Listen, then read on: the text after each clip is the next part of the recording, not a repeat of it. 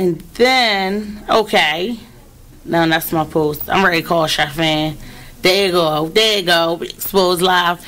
I'm calling y'all out. I'm calling y'all out. And I hope you thinking about calling me. I see myself. I see myself. I see myself on here. I see myself on here. Well, it's all good. I was in here not talking to myself, but talking to you.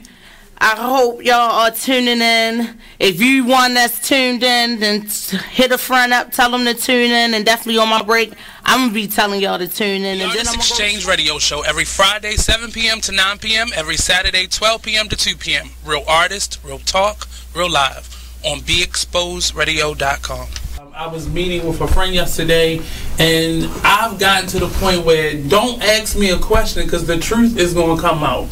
Exactly. Just don't do it. If you ain't looking for the truth, don't come to me. Don't do it because I can't hold my tongue. And she wants to be this stylist, boutique, but you're not doing anything in that nature. And I can't take you seriously if you're not doing those things. And I understood why people didn't take me seriously because I found myself in somebody else's lane. I was good at what I was doing and what I wanted to be, but I wasn't doing it for me. So how can I ask you to take me seriously if I'm living in somebody else's shoes? And nobody can do what you do. And I think that that's a big problem that people face now. Like, you see what somebody else is doing and you want to do that when that's not your lane. That's not your lane. That's not what you're supposed to be doing. But it's popular. It's getting that person money. It's getting that person applause. Oh, I want applause. I want money. Let me stand over here behind them. And then a lot of times people aren't honest with themselves either. Like, I was thinking earlier today, I've been woke for almost 2 days, so so you get honesty, and I was thinking, like, you know, the Artist Exchange Radio Show.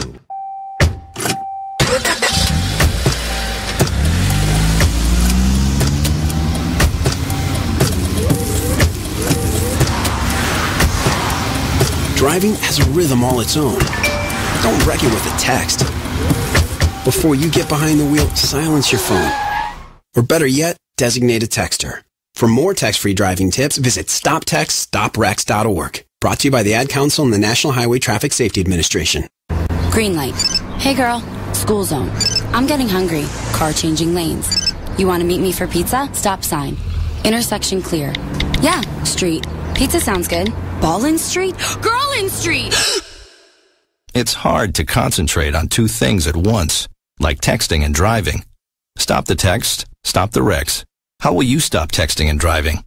Tell us at StopTextStopWrecks.org. Brought to you by the National Highway Traffic Safety Administration and the Ad Council. Hey, what's up, everybody? It's Monty from Talk Lately. I want y'all to sit back and listen to this flashback. We be tripping. I mean, really, but I mean, he might have. I got him maybe jacking her up. The kids said he did it. But this is Floyd Mayweather punching her head repeatedly, and like she doesn't have like brain damage.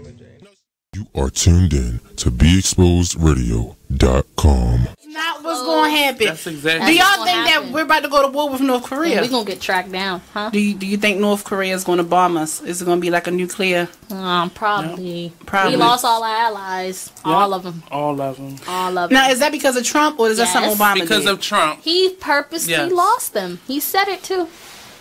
He doesn't want to. All the people that don't like us now, there are nice pictures of Obama meeting with them. She said, also look at his past campaign. Most of his endorsements were from the Klan. Y'all about to assassinate me. My phone, my hair keeps getting tangled up in this thing. But I have read this plenty of different times that the Klan, oh my God, y'all about to yell at me so bad. But just tell me if I'm wrong or right. Did they or did they not endorse Obama also? No, they did not. Was that a rumor that I heard? Yes, it was. I swear in my life I have heard that the Klan has endorsed Obama. I'm dead serious, yo. Like, please be careful leaving. Can somebody Google that for me? I'm dead serious. No. Like, I read somewhere. I think it was like when he ran back in you want to meet his parents? These are his parents. Says who? Crystal Renee Radio. Check out this snippet from the new season of Talk Lately with Monty when he rants about his staff. I agree. Can you come on? I told you stop touching that button. Why is it so loud? God. Did you turn one all the way up again? Do I have to come in there? Damn her. If it was going right, I would let you do your part, but I'm sorry, but it's just not functioning the way it's supposed to be. You're live on the air. I told you about your business. Artist Exchange. The Artist Exchange. The Artist Exchange. The Artist Exchange. The Artist Exchange. The Artist Exchange Live. The Artist Exchange. The Artist Exchange. The Artist Exchange. Starts now. Welcome to the Artist Exchange radio show here live on BeExposedRadio.com. It's me, your host, Nate. I'm here. Eric, do me a favor. Can you see if Sharon coming here for me? Me, your co-host. I'm sorry. HullyWood. How y'all doing out there? Because right now, man, it is cold. I'm trying to tell you. It's cold outside. Well, if you were to go in the house and stop sitting on people's rooftops. I didn't sit on a rooftop today. Yesterday. It was just your outside. voice kind of groggy. It's just. Well, you wrapped up. I was wrapped up. You wasn't. I was somewhat. I had a jacket on. I ain't had no scarf, no hat. See? I'm kind of slipping today. Because you want everybody to see your fresh shape up. Oh, no, it ain't a fresh shape up. You know what I'm saying? There's a little lot. Hey, just sit down. We're having a show. This is a show? Yeah. Oh, can I get my heat? Can I bring my heat? It's cold. I don't know. She's so ghetto. With finger waves. That's how you know she hood. She got finger waves. So we're here. We're having Miss Odessa join us. Miss Odessa Rose. She wrote the book Water in a Broken Glass, and they'll be shortly premiering a film called Water in a Broken Glass. So we'll be interviewing her on the updates because they were shooting before, and I think they did some reshoots and edits and all that, and they're back here. So she'll be here shortly. So that's, you see the hood lady that walked by. She's really professional, but she real. It's right down the wall. I can't.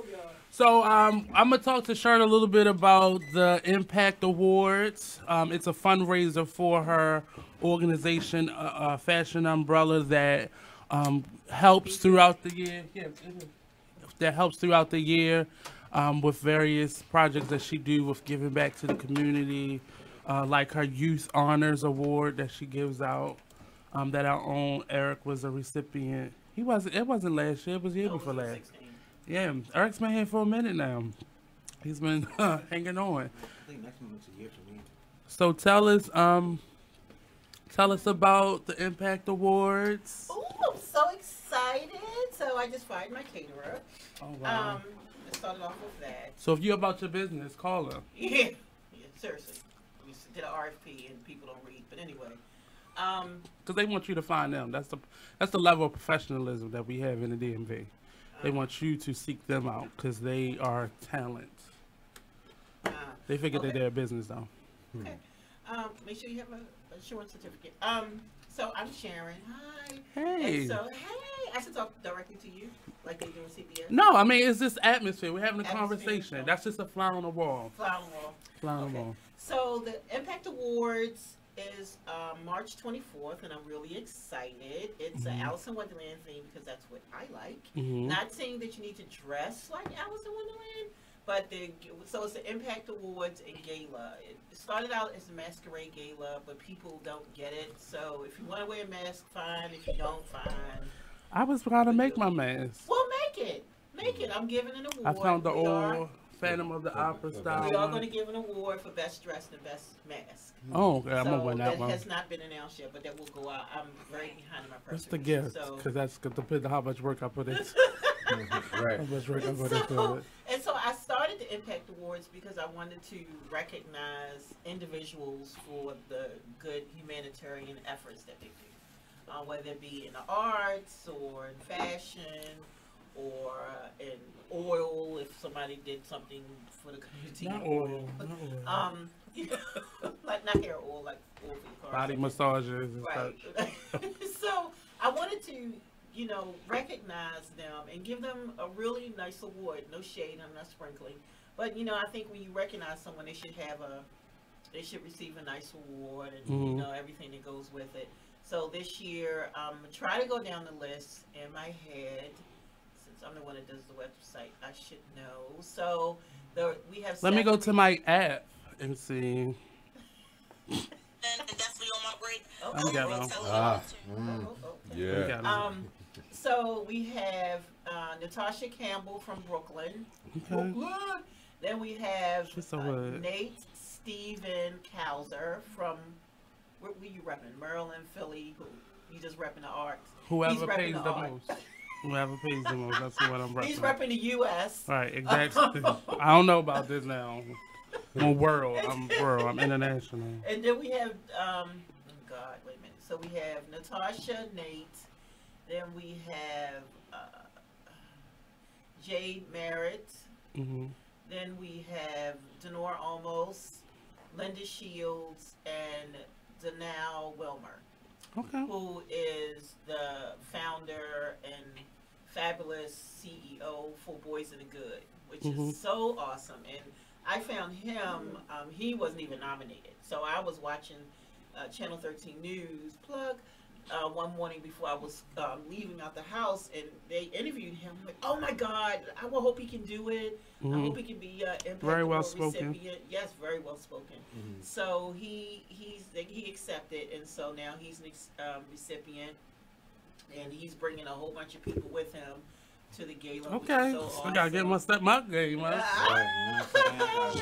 So it's going to be awesome. Well, the dress attire is fashionably fly, whatever that means, because I don't want people to be broke, although it is tax time. I don't want them to be broke and go buy tux and stuff. Or just be creative, like you can dress something up. It's going to be a best dressed award, although I can't receive it because I'll be the best dressed there.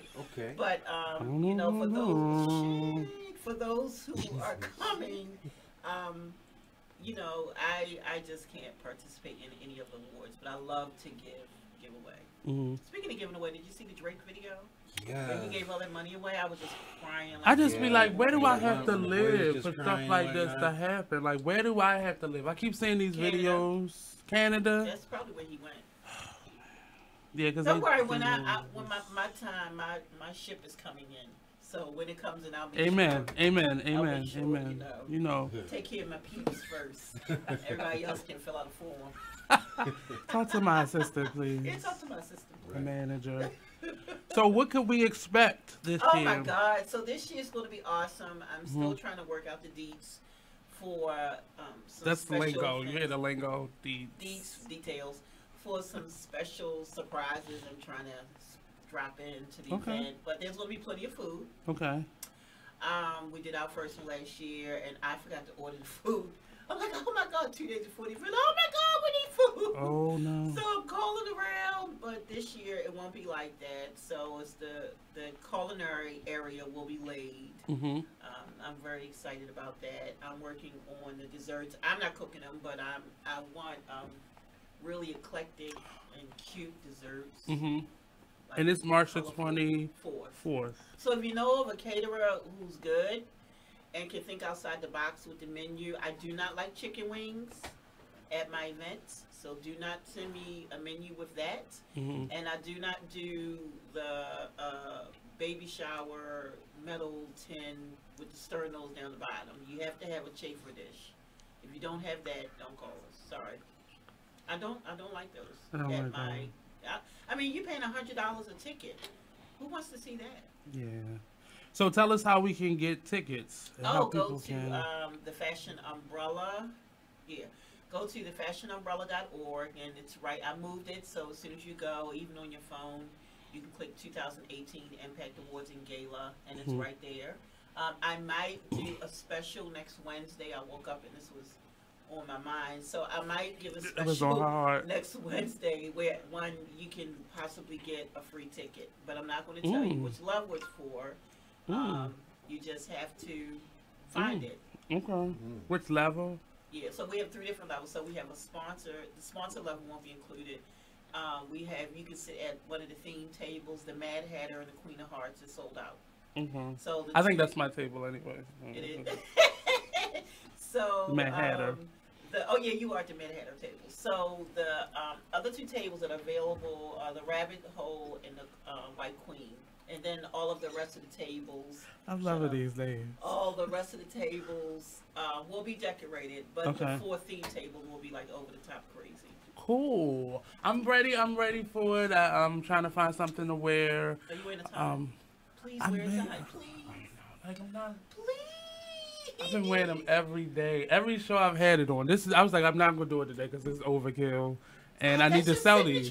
I need to sell them now. So. Well, you need to. Let's work on that. Because people, on the Fashion Umbrella site, people everywhere we go, like somebody will say something about it, and I'm just ready to be like, well, you can go to such and such, such and such. They can tell them to go to. We can create a page on the Fashion Umbrella Baltimore Fashion Week page. And speaking of Baltimore Fashion Week, sell them from there. I'm helping her with the market day, for Fashion Week. What do you expect from your exhibitors for the market day? Oh, for the market See, I'm learning days. the lingo. Okay, great. So for the can I let them know? This is separate from the Impact Hub. Yeah. Okay. Yeah. So Nate is in charge of all of the exhibitors / vendors because you got just so they identify themselves. Where they are. So vendors, I don't know when they're going to step it up, but anyway, he's in charge of the vendors. So if you're interested in being a part of that segment, you need to talk to Nate. Don't call me. And we only have space for 6, and you'll only be there Saturday and Sunday. So the 6 spots are on a first come first served basis. You must submit images. If he's not familiar with you, you must submit images of how your booth has been set up before. Each booth will contain the pipe and drape material with the back and the sides, and each table gets a table. And so you'll have a booth. Yeah, you have an actual booth with privacy. I mean, people can't change their clothes, but they can walk in and walk around like at a trade show. It'll be something similar to that, but all the pipe and drape will be black. So if you're interested, contact Nate, the artistexchange@gmail.com. And last year, like, people sleep on Baltimore Fashion Week, but it was a number of people, like, and I even said this to her, like, it was a much more diverse amount of people coming, and I believe that comes from the models and the designers, but you definitely had a wide array. I saw people who never come to events like this come out to it. Oh, wow. So I don't miss it. I'm just telling you. Well, tickets, although I was going to put tickets up in June, I think I might have to put them up early, and the reason being is because some of the designers and some of the models who are walking, I've kind of sort of made arrangements, agreements with them, and I need to take care of it now. Who's the host this year? It will be me. Okay. I'm not dealing with hosts because they don't come through. Okay. So, so we're trying to soften Miss Nixon up a little bit, but you're not. But in order for us to soften her up, and business owners like her that come to Baltimore and utilize the resources here, the professionalism has to be stepped up in terms of just being consistent. If you sign on to do this, show up. Like, actually show up.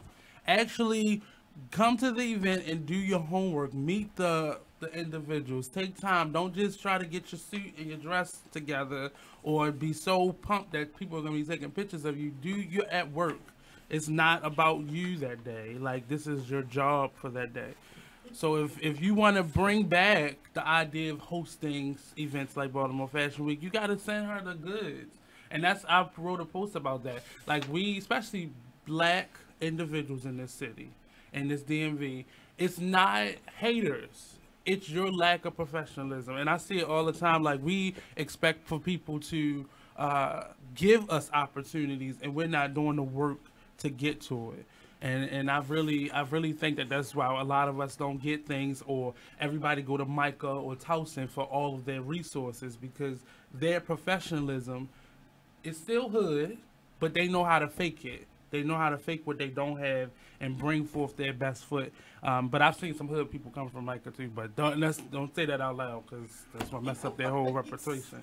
But I'm just saying that's what they have over you. They may not be as talented as you, and then we complain about mediocrity running, and it's because their professionalism. They may be garbage, but their professionalism is up to par. And I really try to not be garbage and really be professional. But I would love to see things like Baltimore Fashion Week go to another level, but she can't do that as fast as she wants to do it because she's trying to help the community that's not helping itself. And that's not everybody. I'm not saying everybody not doing it, but this the professionalism level, even with the very talented people in this city. I saw somebody write a post the other day like, yeah, I do music, and I got a lot of friends that do music, but I don't listen to it, but I wish you well. And then they tried to push their project on the world, like in the same post. Like basically saying, yeah, I know y'all been complaining, I don't listen to y'all music, I don't do it, but here's why, and then listen to my music. And I'm like, I'm not even going to listen to that. Like, I'm not listening to that.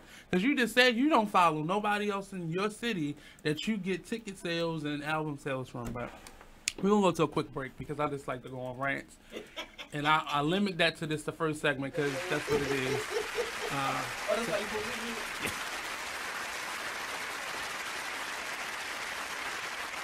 Thank you for tuning in to BeExposedRadio.com.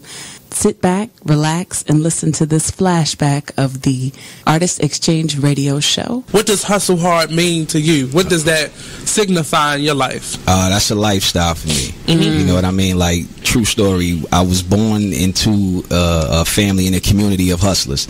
Now, let's get focused right quick, because when people hear the word hustler, they confuse it with con artist or something negative.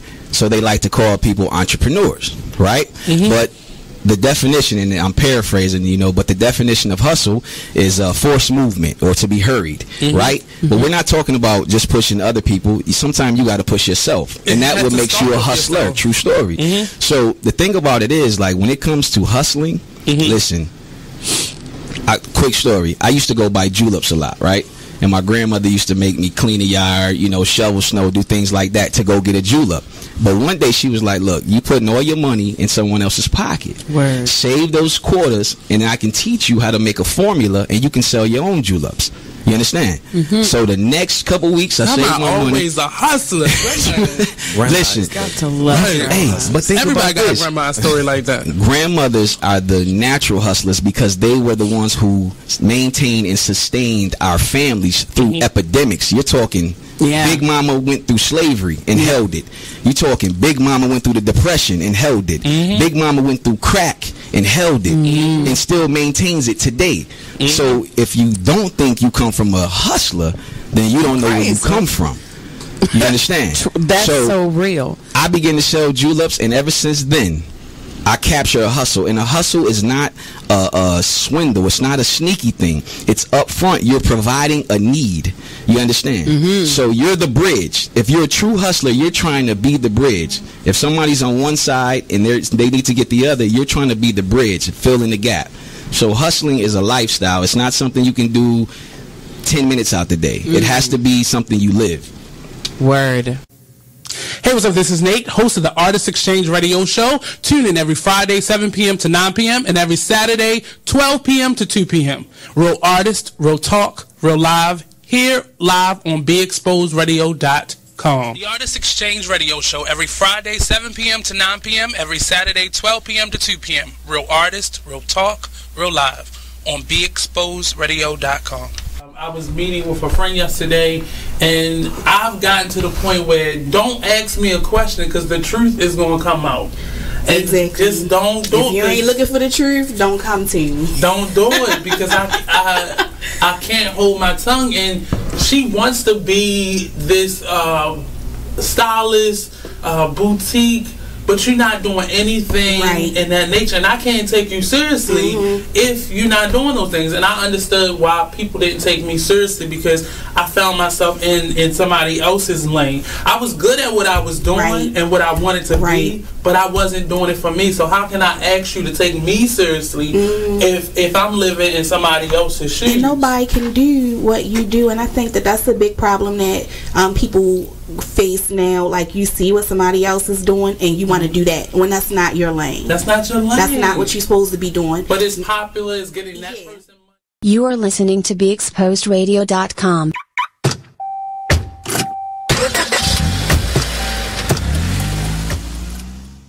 You are listening to BeExposedRadio.com. Tough guy. So we're still looking for a date for Eric to go see the Black Panther. So if you wanna accompany Eric, you have to pay for the tickets. He's not treating for the tickets. He'll buy popcorn, right? You not buying popcorn? I mean, they bought your ticket. At least some candy. You can go to the dollar store and bring it in. They're not gonna pat you down. Just don't go to the hood one. They got some gobstoppers, gobblers, whatever them things. Right. So call in 410-702-5657 if you want to accompany. We not playing with Damonn no more. Eric said it's about him. So if you want to take Eric to Black Panthers, hit us up. Yeah. Again, 410-702-5657. Don't forget, the Artist Exchange has some awesome packages to help you promote and market your business. So hit us up at the Artist Exchange Radio Show at gmail.com if you're looking for some cost-effective solutions to market and brand your business. We have some phenomenal packages for you to be able to choose from, and you can customize them. Our most popular package, if you watch during the commercial break, you'll be able to see our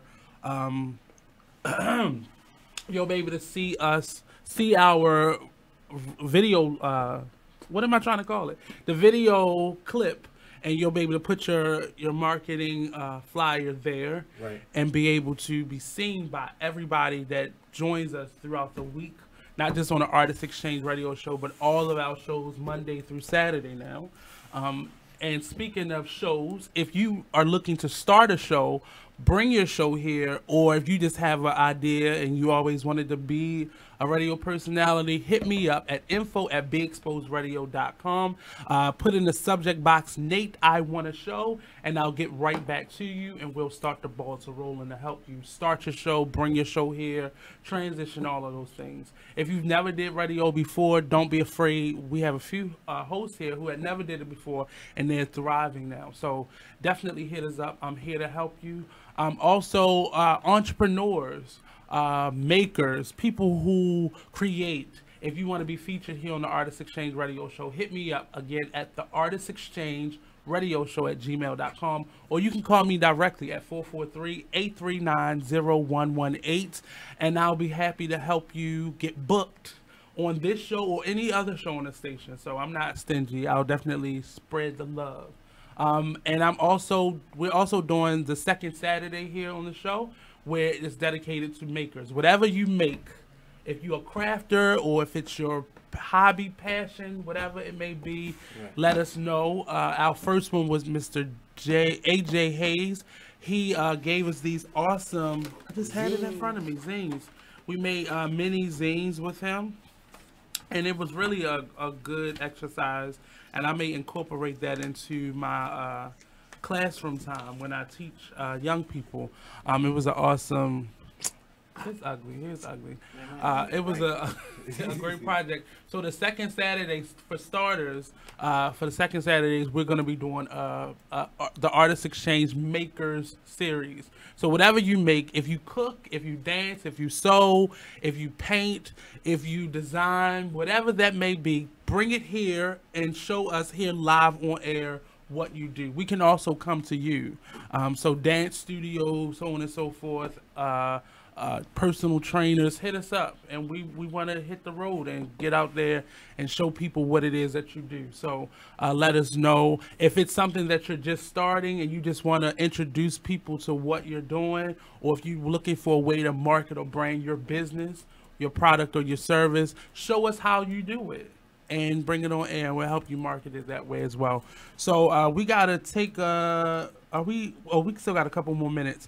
Follow us on Facebook at the Artist Exchange Radio Show. That's our radio show page. We also have a group page. If you look us up, the Artist Exchange group, you can post your sign up for the group. All you have to do is tell us what you do, give us your basic contact information, and you'll be your requests will be sent to the group, and you'll be able to be a part of it and market yourself. You can network with artists all over the world. This group has been steadily growing, but it really started to grow once the show got here, because people got to see it more frequently on different platforms. So definitely join the group. Join the group. Post your work. Your art, creative work. That's the only rule. It has to be art related, whether it be an event that you have coming up. And I don't really hate on like events, but it has to be creative.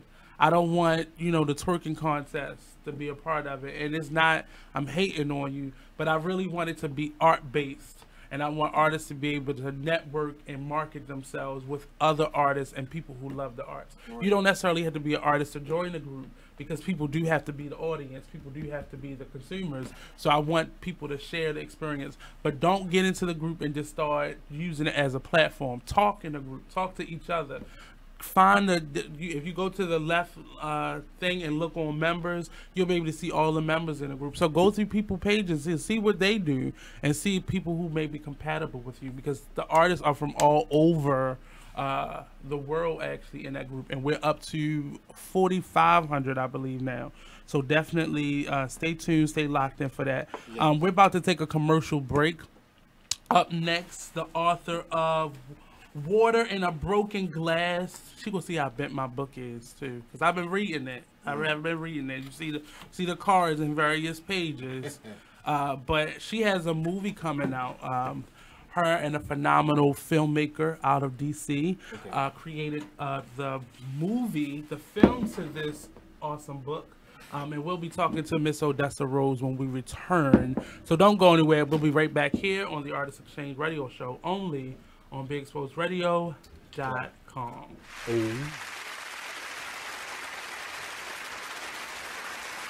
Is what it is radio show.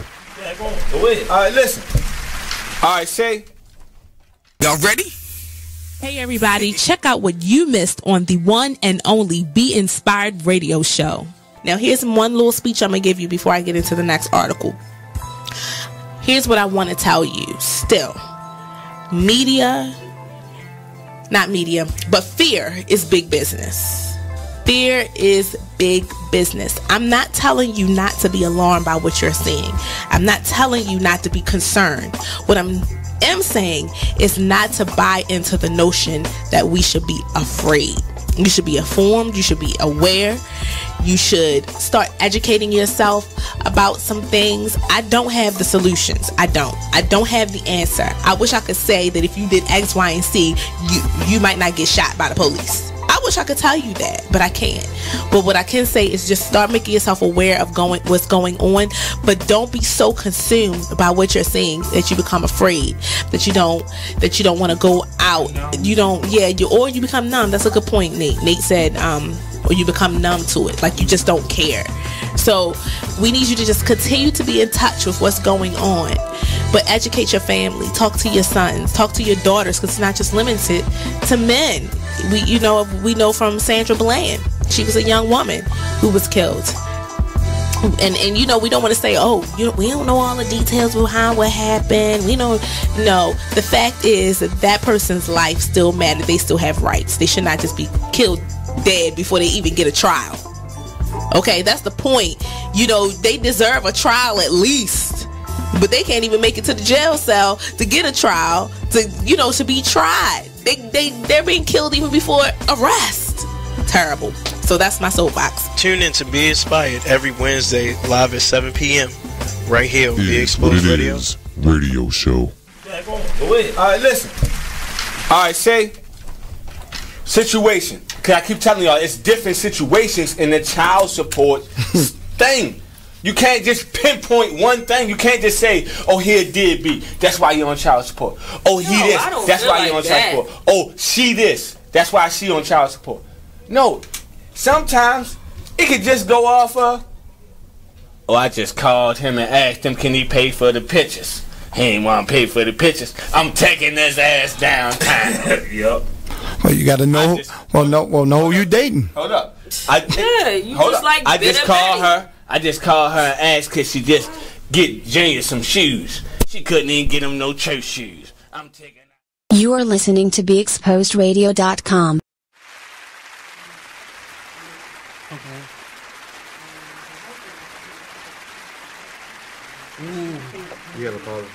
We have a call. So, real quick, Eric.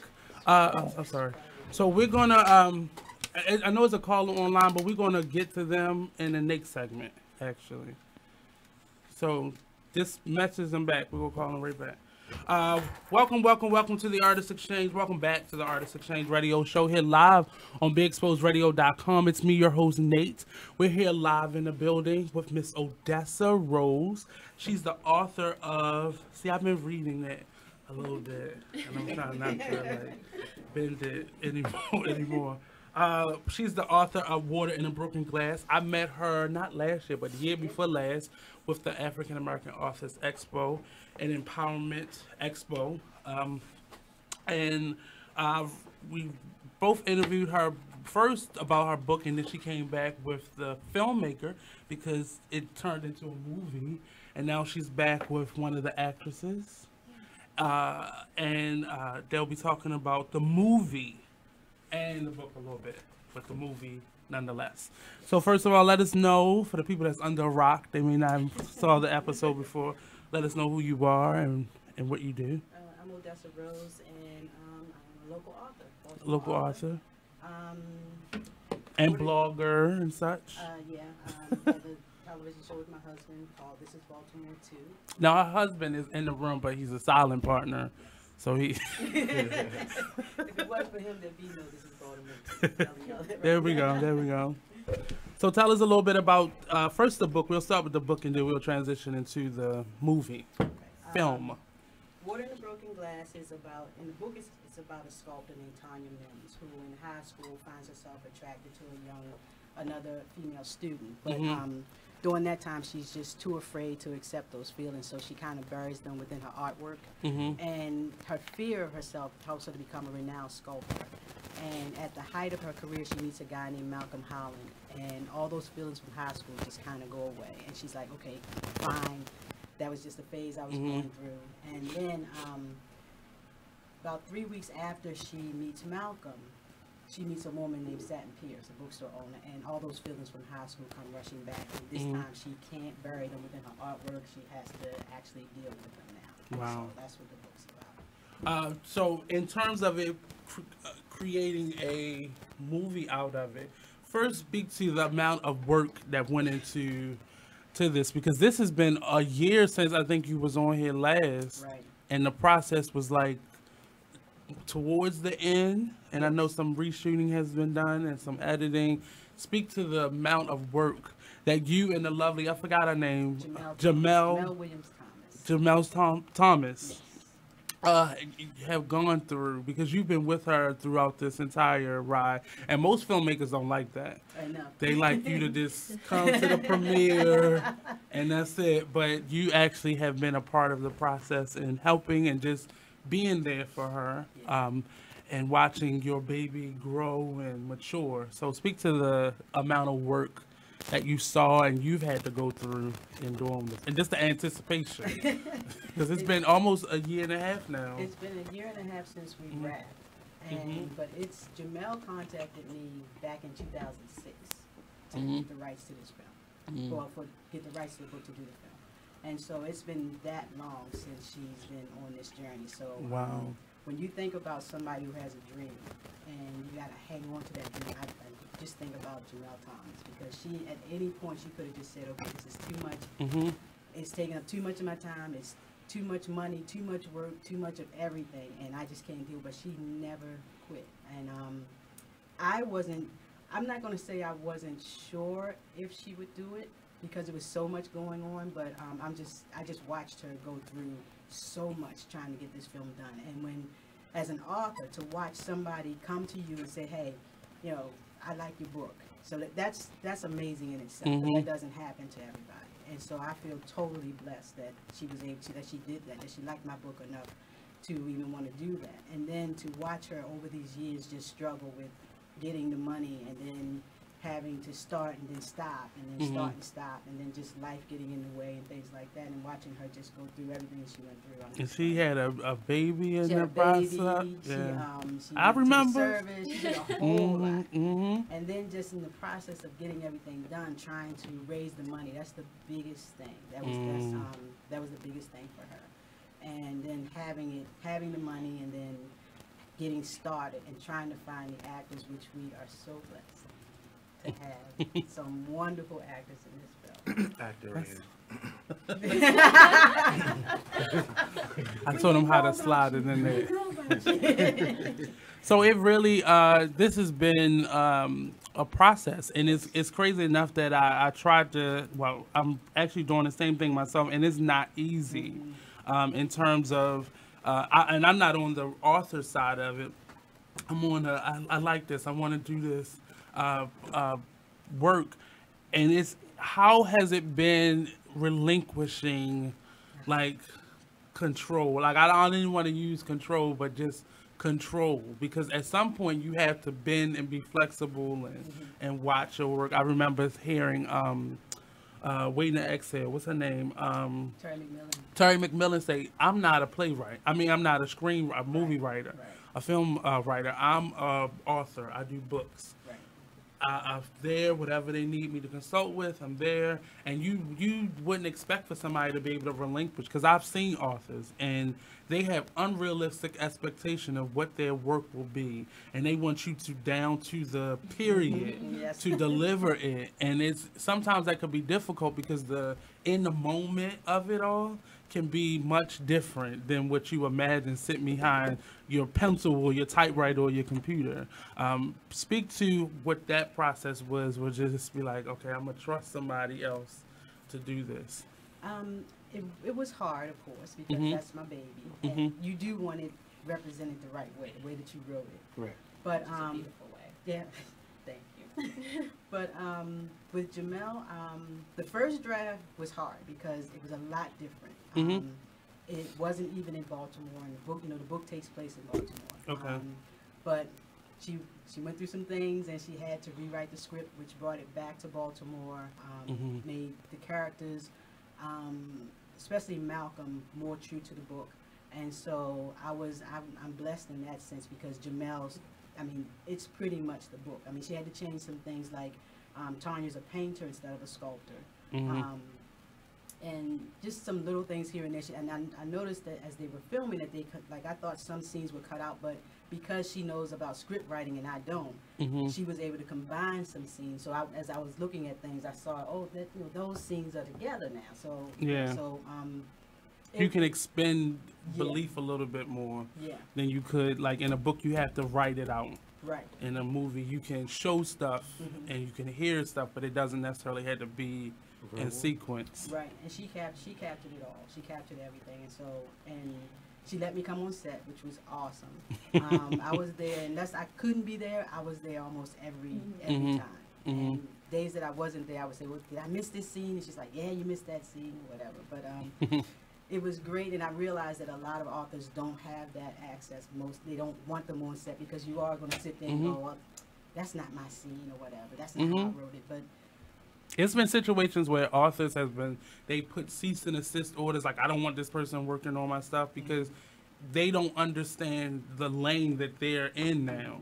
So they just assuming that my idea is being taken, and it's not. First of all, you have to write a new script regardless, because it has to be action versus what is verbally said versus what can actually be seen.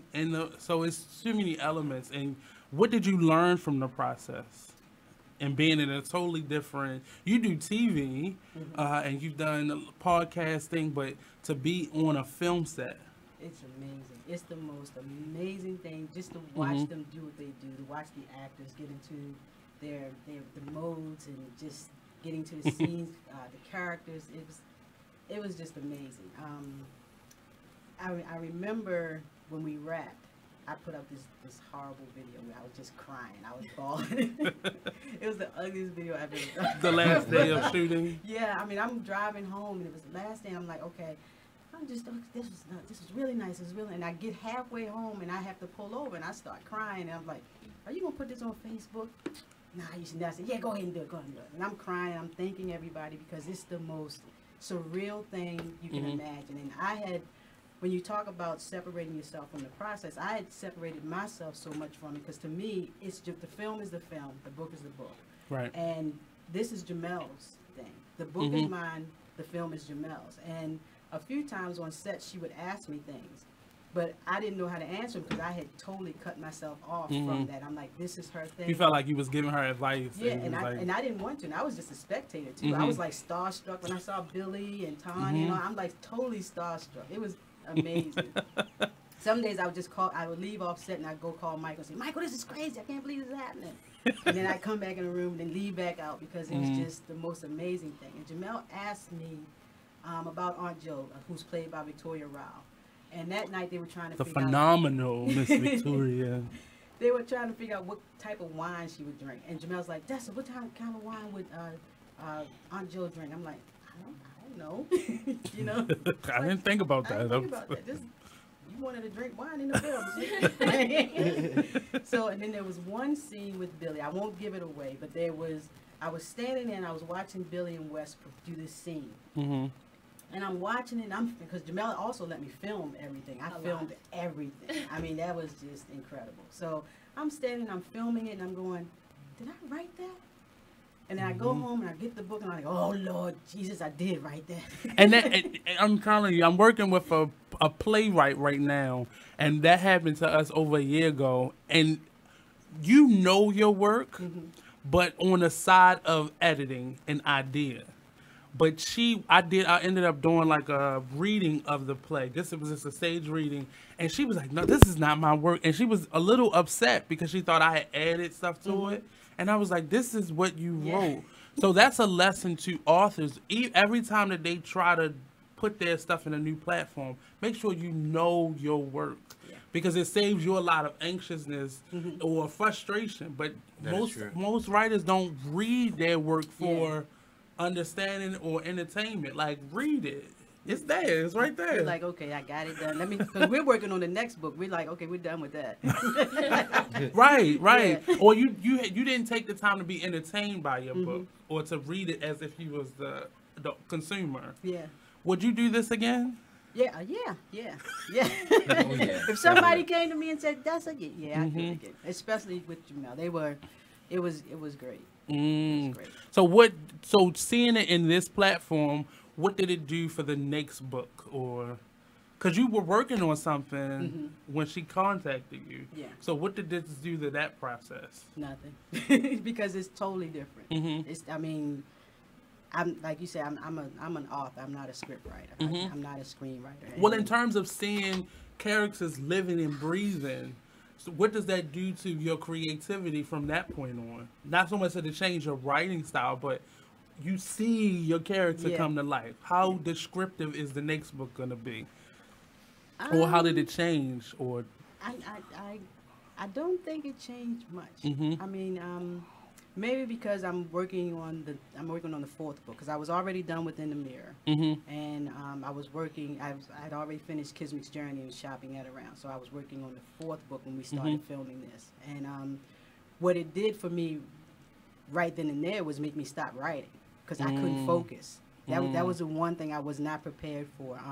It made me change my focus. I saw how Billie. Why did you stop writing though? Do you realize why you stopped, or now it just... I do. Now okay. I do. You may not like what I say, but when I was doing This Is Baltimore 2, that totally started taking over. And so I'm doing, but at the same time I'm doing This Is Baltimore 2. I'm writing. My husband and I have a family. We're doing all this stuff, and then the filming comes. And I can't do This Is Baltimore 2 and be on set and all the other stuff. And I can't write.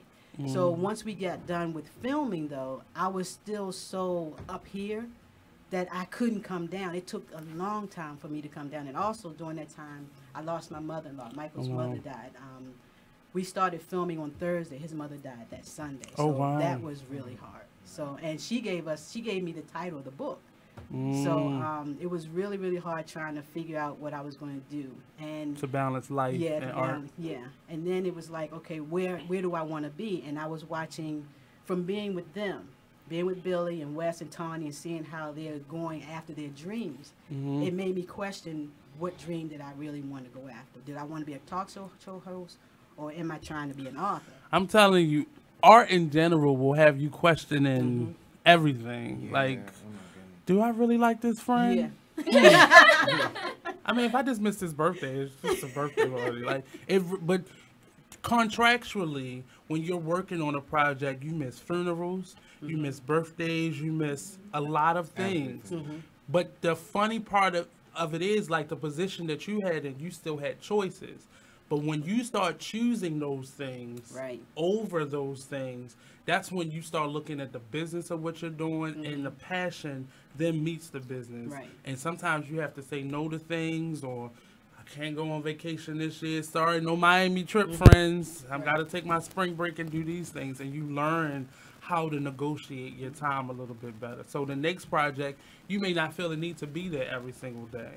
So you can balance and get back to what you do on a daily basis. Would that be true, or? It could be. It could be. I want it to be, because I do love doing This Is Baltimore too, and a lot of people do love it, and they miss it. So, but in terms of doing your work, so your podcast and your TV show, getting to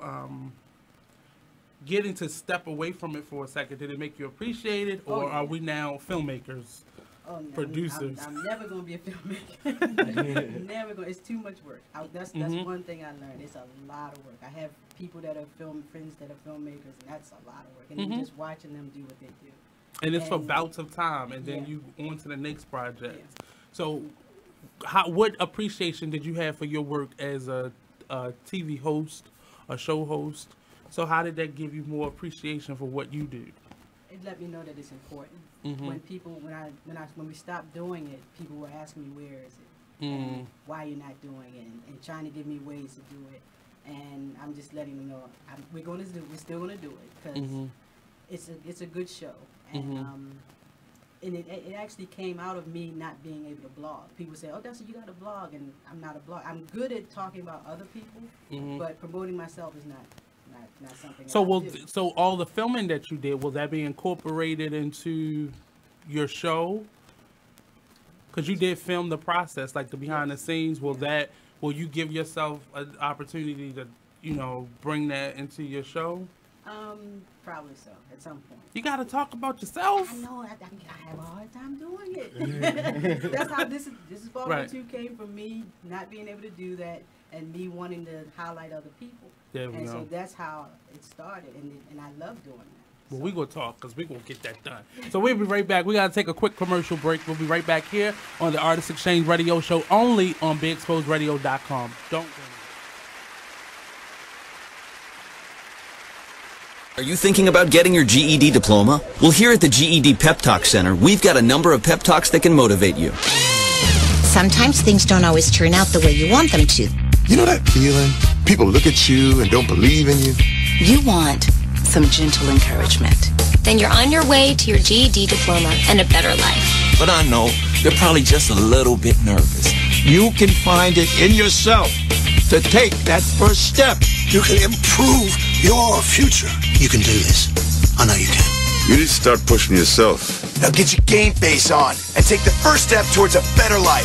Hurry up. Don't make me repeat myself. Whatever level of motivation you need to get your GED diploma, we've got a pep talk that's right for you.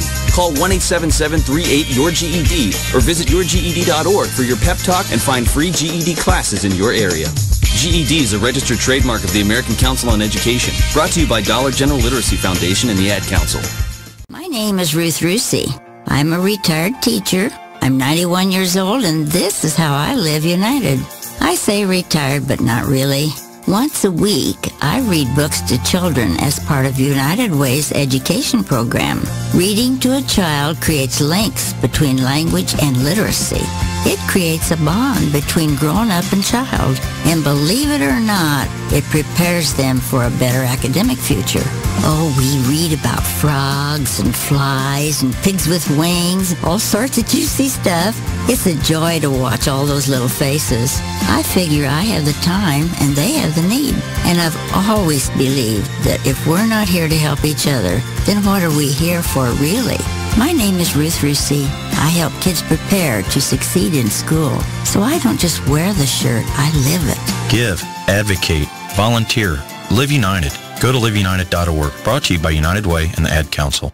My name is Meera Batra. I have been in this country 32 years, and this is how I live united. America has always been the land of promise, and in my community many families have come for a better life. Coming from another culture myself, I know the desire to become part of a community, to feel at home and to gain the tools for our children and families to succeed. So I advocate for these families with United Way. United Way empowers them to look beyond their histories and to see what opportunities are available. We help them get involved with their kids' schools, network within the community, and when we do, we unite them. We make the community stronger. What I do is something I wish someone had done for me, and I am so grateful I am able to. My name is Meera Batra. I help families see opportunities and succeed. I don't just wear the shirt, I live it. Give, advocate, volunteer, live united. Go to liveunited.org. Brought to you by You are listening to BeExposedRadio.com. I am Nate Couser. That's what you write on the chat. Okay, yes. And tell me your whole name again. Billie Krishawn. Billie Krishawn. Like 3 boy names. Billie Krishawn.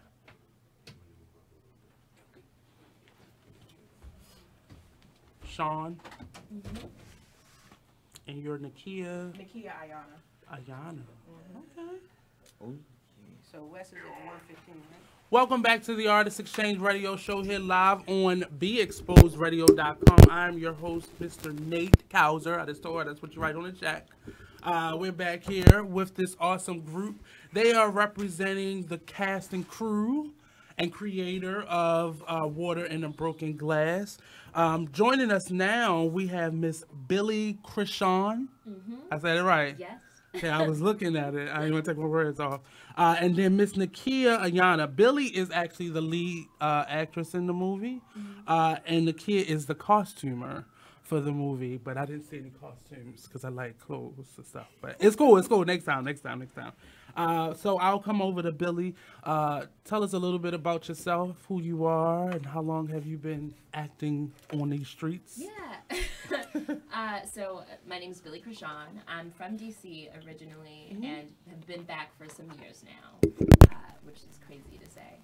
I started acting in high school, went to Duke Ellington School of the Arts. Okay, awesome, yeah. awesome. So that's been a journey, an up and down journey.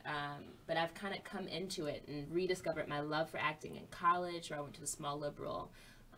And since being out of college and just being an artist, I've been able to kind of mesh all of the other arts that I love, like dancing and singing and painting, which comes into this film. So, yeah. So what was your concentration at Duke Ellington? Theater. Okay, okay. I wanted to go in for vocal. My mom was like, no, but you're dramatic. So. But you still had to take some of those classes anyway, so it all went together at some point. Yeah, something like that. That's a great school. One of my friends, Krishawn, she's a phenomenal vocalist. She went to that school, so I hear it's awesome. I've got to go there with a couple students, and it's phenomenal. So you worked hard, to say the least. Did you always know you wanted to be an actress? I knew I was an artist. I'll say that much. I definitely dabbled in a bunch of different arts growing up. I think I always wanted to draw, and in elementary school I did a bunch of that. And that sounds crazy, elementary school. And I quit drawing for choir. Yeah. Quit drawing for choir, quit choir for dance, quit all of that for theater. So I knew just not what. Well, you had to learn all of those things to make theater possible. Like that encompasses so much, because they'll put you on a spot and you'll be hired for something. You're like, I never said I could tap dance. Like, that's not what I'm about. What was your first role? My first role ever was in middle school before I even went to Ellington, and it was an extra in The Wire. Okay, cool. My brother and I did some extra work in that, and still I had no idea what film was, or why these cameras were here, why we had to do things multiple times, or why there were fake lights. Because theater is just rehearsal and then the show, but film is like sitting, waiting, take 2, take 18, take 30. Yeah. And you're there for 18 hours. Yeah. Just like, oh my goodness, man, when is this gonna be over? So how did you? So once you got to theater, and I'm quite sure in high school, did you realize, okay, this is it? This is what I'm gonna stick to, or were you still trying to find your way? Well, I definitely knew theater was a big part of what I wanted to do. And by the time I got to college, I was like, well, this is what I do. I'm not good at anything other than the arts. I mean, probably, but why would I want to try anything else? Because theater kind of is everything. Like. Yeah, theater's life. Acting is life. I'll say at Ellington, because there were already departments, a lot of the time it was difficult to try to branch into other aspects of the arts. Unless it all encompassed those different parts. So like if you weren't in a musical, you know, so it wasn't until college that I realized the other things that I could add to acting. Okay. But yeah, I knew since maybe like a year or so at Ellington that theater acting was what I was going to do. That's awesome. How did you get introduced to this project? That's funny. So I remember submitting to auditions at like 3 in the morning, you know, sending in my headshot and resume.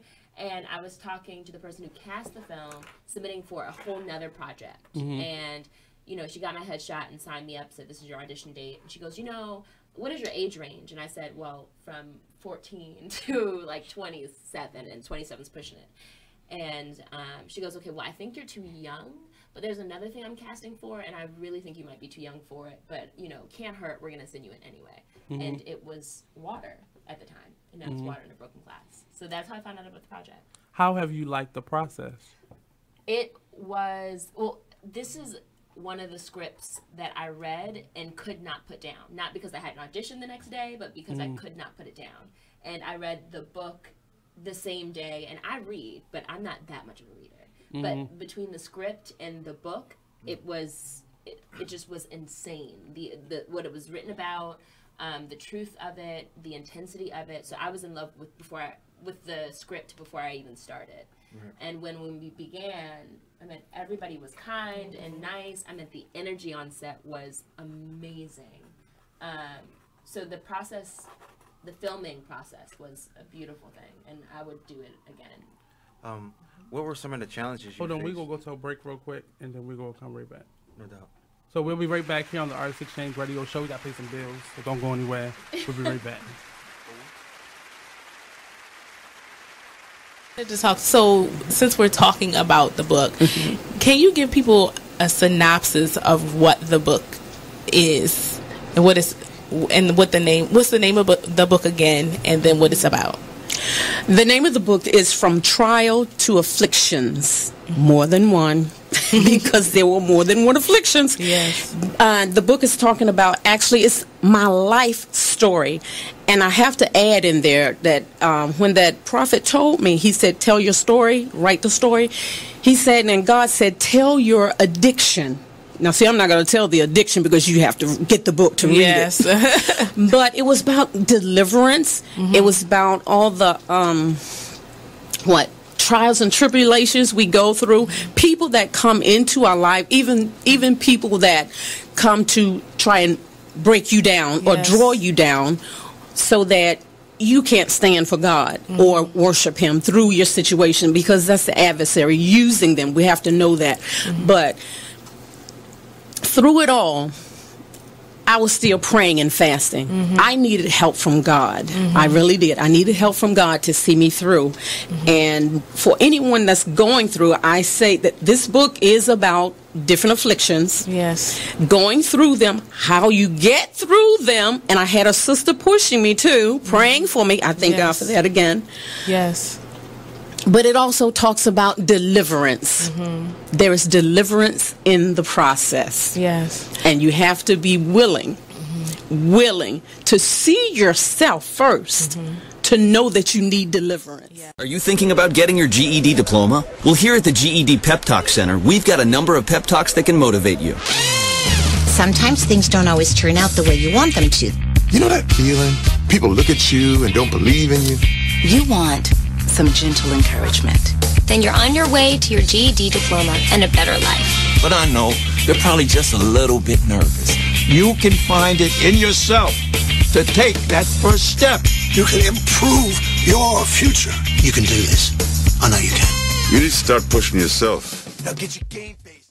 You are listening to BeExposedRadio.com. Welcome back to the Artist Exchange Radio Show here live on BeExposedRadio.com. We are in the building with the cast, crew, and everybody from Water, based on the book by Odessa Rose, which we have here as well, Water in a Broken Glass. We were just talking to one of the lead actresses in the movie, Miss Billie. I'm reading it right. Billie Krishawn. I said it right. Yep. Gotta get those checks written correctly. So we were talking to her about how she got into acting, and we were just introducing her point of view of the movie. I'm sorry.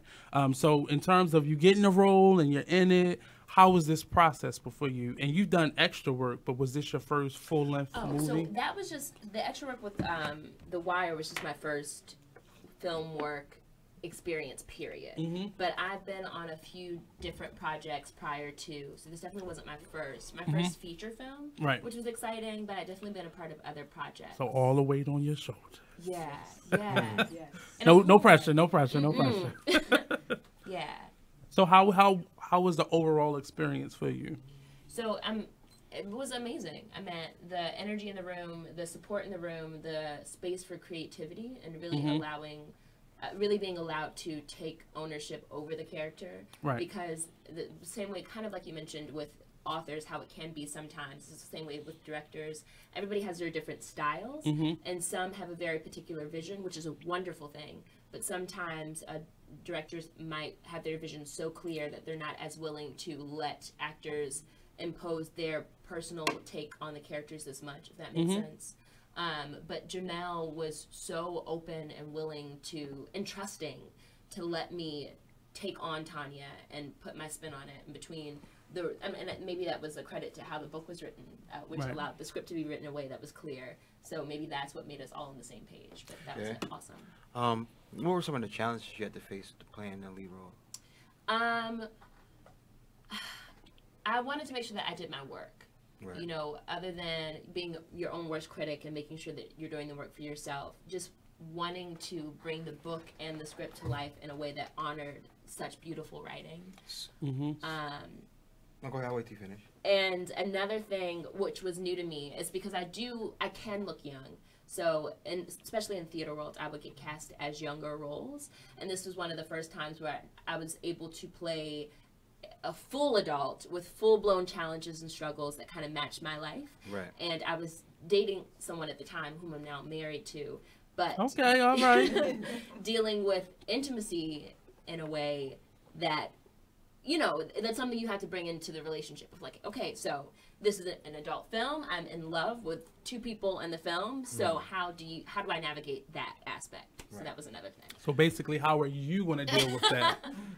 is the story. Was it hard for you to actually become the character? Because I remember when I did the lead role for Waging War, I was the lead villain. Yes. And I actually had to like take on the character. Like she told me who the character was, and then I just actually had to like find, like really search for this person. Like, all right, does he like this or does he like that, or is like something like that? Did you soul search even though like you knew like a good how the character was, but for you to become the person? Absolutely.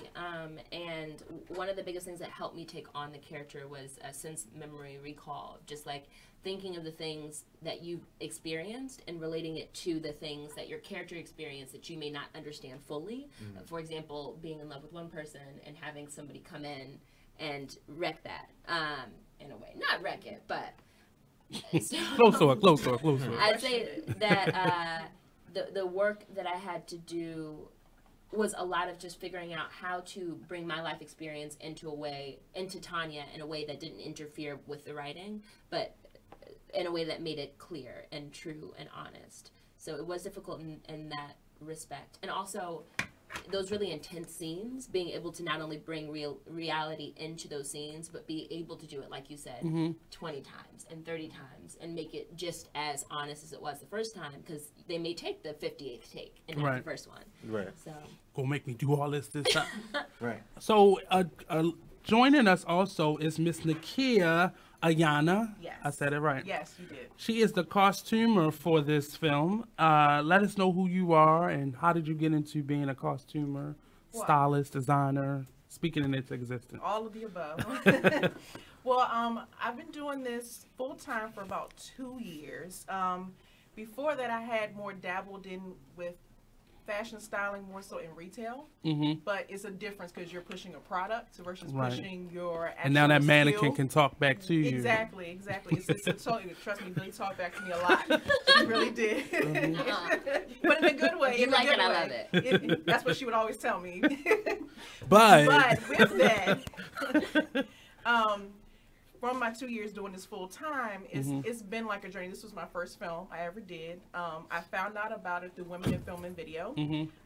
From there, I remember having the actual interview with Jamel on the phone, the director, and I was like, pick me, I want to do this. And she was just like, she just kept laughing at me. I was like, no, I'm being serious. I really, really, really want to do this. I need you to pick me.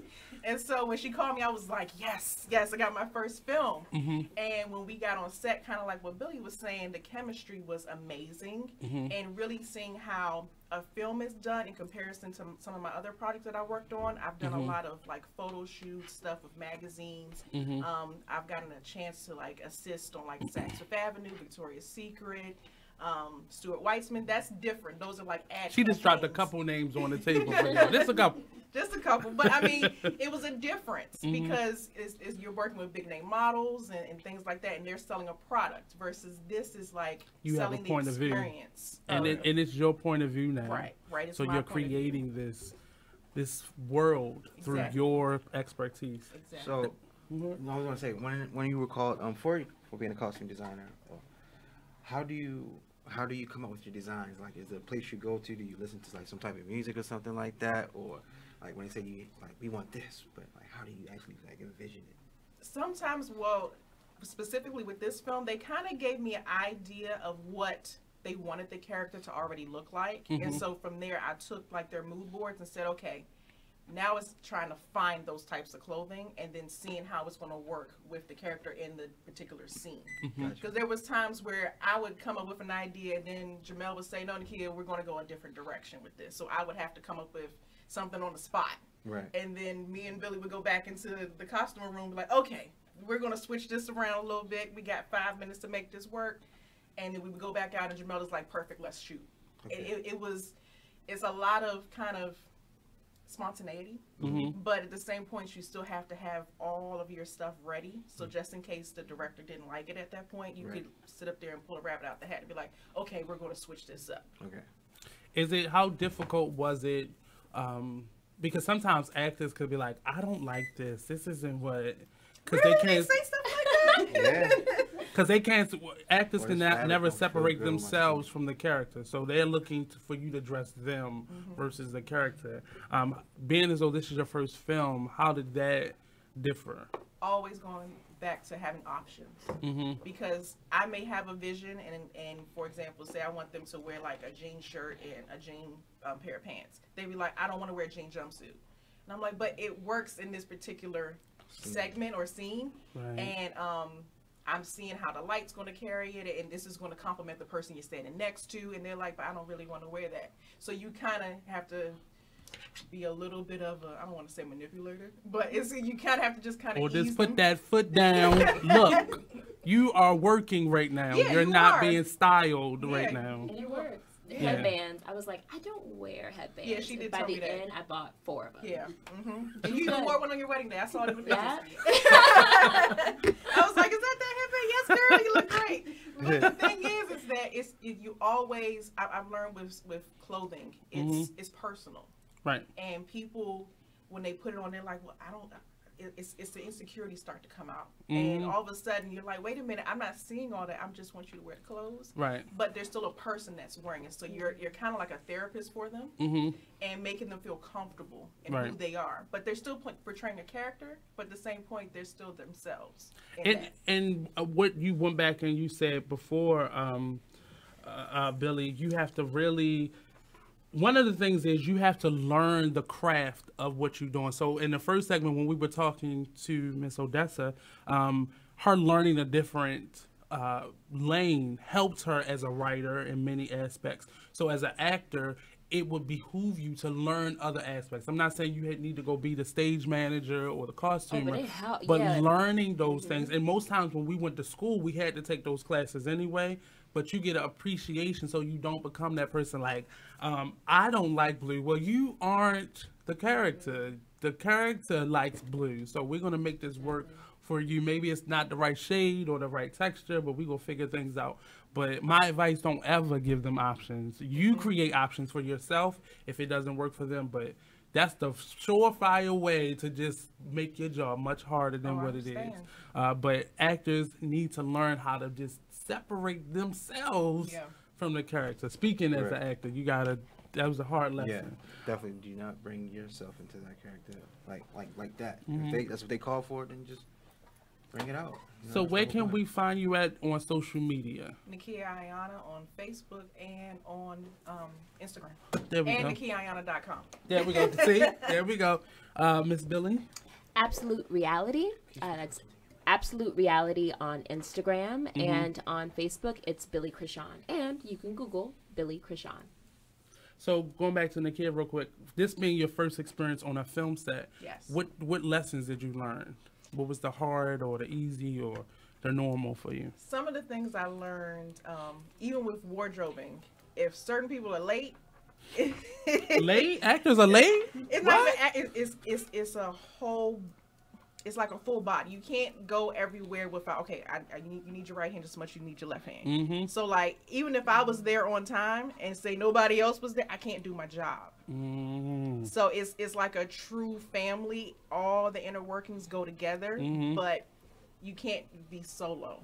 You really can't be solo. And kind of going back to the same thing, I may have a vision, but if the director doesn't see it, or if it doesn't play well on camera, then it has to be changed. And so you can't be in your feelings.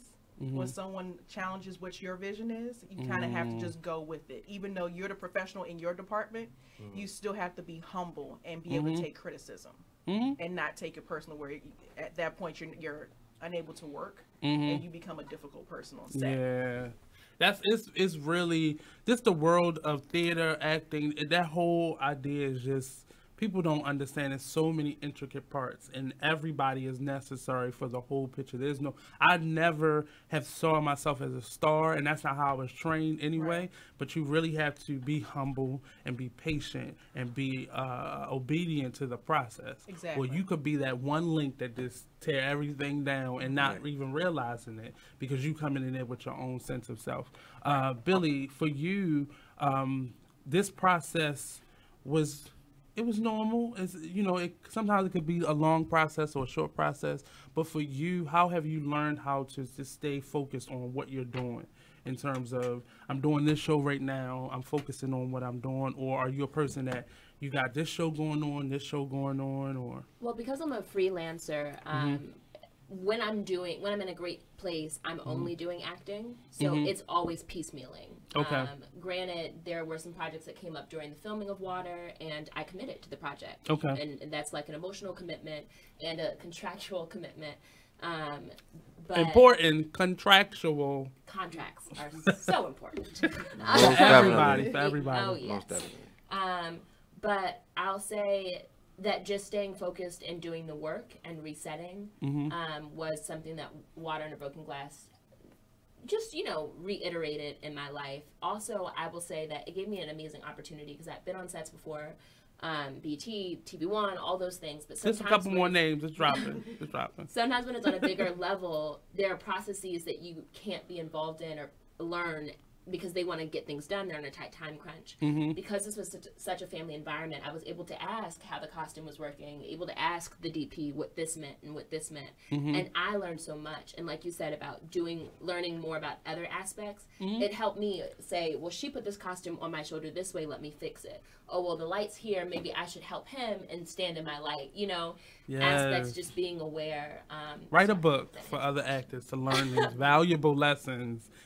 People have jobs for a reason, and that's why I always tell people, even if school isn't for you, try it, because you learn the importance of being in your light. That's important. Or that person don't need to get paid if light is not important. But that's just one little aspect of it, because you could have brought your own clothes from home, but they wanted a point of view, so everything was cohesive and made sense collectively. Because it's easy for us to go in our own closet and just bring stuff, but it's not.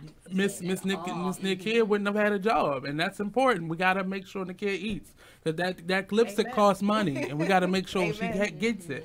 But in terms of just this overall process for the both of you, what did you learn about yourself? resilience. There are a lot of things, a lot of road bumps that we come along as actors, you know, missed roles, things you don't get, the check that's tight, you know, that kind of thing. But also realizing that everybody has a journey, including the film itself. So when those roadblocks hit, even though they're hitting you as well, to not allow myself to be so bogged down and just trust that everything happens for a reason and that eventually things flesh out, and not letting me be ruled by the roadblocks, but allow each thing to be a journey and a lesson. And not to sound cheesy, but it really was important. It's important. Ms. Nakiah? Overall, I would say taking every moment that you have when you're on set, because it happens so fast, and the scenes and what the actors are doing. There was times where I would watch Billie go into a really difficult role or difficult scene rather on the set, and then she would have to turn right back around and be happy again. And I'm like, how do you switch that up so quickly? And it just seeing how trained she was with it. I'm like, I couldn't do that. I'm glad I'm the costumer, because you know you're late, but it's just seeing her talent come out. And seeing how she interacts with other people, and how, for example, when they're doing the multiple takes, how they have to be consistent with the emotion. I'm like, how do you do that? And just seeing them in their craft, that was the coolest part of being on set and taking away from everything. There we go. So we're going to take another quick break. We got bills to pay, y'all. We'll be right back, and we're going to call a couple of the other, these are crew members, right? No, cast members. We're going to call in a couple of the cast members when we come back and finish an awesome conversation. Don't go anywhere. The Artist Exchange Radio Show only on BigExposedRadio.com. Oh, yeah. It's time for a flashback. Now I'm not going to say, oh, Aries don't know. Whoa. The moment my son saw a redwood tree. It's huge! Is the moment I knew that for him, You can't even see the top of that thing. even the sky has no limit. There are some moments only the forest can inspire. Find yours at discovertheforest.org. Learn about forests near you and discover cool things to do when you go. Your moment is out there. Find it at discovertheforest.org. Brought to you by the U.S. Forest Service and the Ad Council. Join the Just a Bit Outside crew every Monday, 8 to 10 p.m. on BeExposedRadio.com. You want to start off? I think I'll get it out of the way on a who's not. Okay, do it. The Orioles. Right. They got swept by the Royals. They lost 4 in a row, and the last 5 games have all been decided by 1 run. The game before, or the last game that they lost before the Royals was the Nationals, and it was Weeders, of course, won with a home run. Hit the home run. Right. They were going into that National series. It seemed like they were doing so well, and they just crapped out. They got that game postponed, so who knows when they're going to replay that or play that game. That's my first not for the night. Okay. Okay, I'm going to go ahead and weigh in on my who's not, and I'm going to talk about the San Diego Padres. The Padres. That's okay. You just took my answer.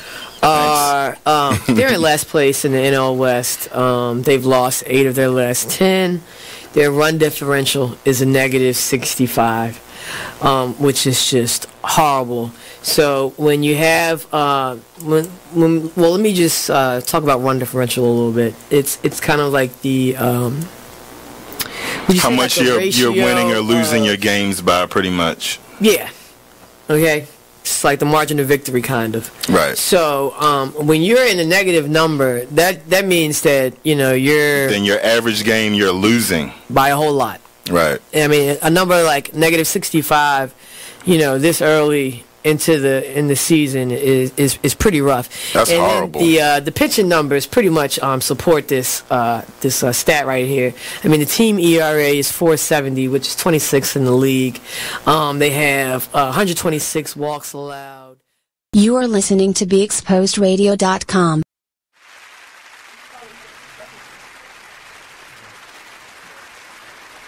Welcome back to the Artist Exchange Radio Show here live only on BigExposedRadio.com. We've already talked to 3 people involved with water in a broken glass. We did name this thing 3 different things. It was originally Water, the film, and now it is Water in a Broken Glass. I got to change that online too. So it's Water in a Broken Glass. So we've talked to Miss Nakiah, because I was about to call you Nakiah. She's the stylist and the costumer creator for Water in a Broken Glass. And we talked to the star of the movie, Miss Billie Krishawn. Like 3 boy names. There we go. So I broke it down. She's actually the lead in this movie. And then we talked to the book, the creator of this story, Miss, I was about to look up your name, Odessa Rose. Jamel isn't here. She's probably out making moves, doing her thing. But on the phone line, we have one of the other actresses. She plays Satin in this movie. We got Miss Toni on the line. Hey. Sorry. Hey, Toni. Hey. So tell us first who you are, Miss Toni. I hear you are the commercial diva of the group. Tell us a little bit about who you are and what you do. I ain't nobody. I'm just happy to be a part of the project. That's all. You are somebody, ma'am. You are somebody.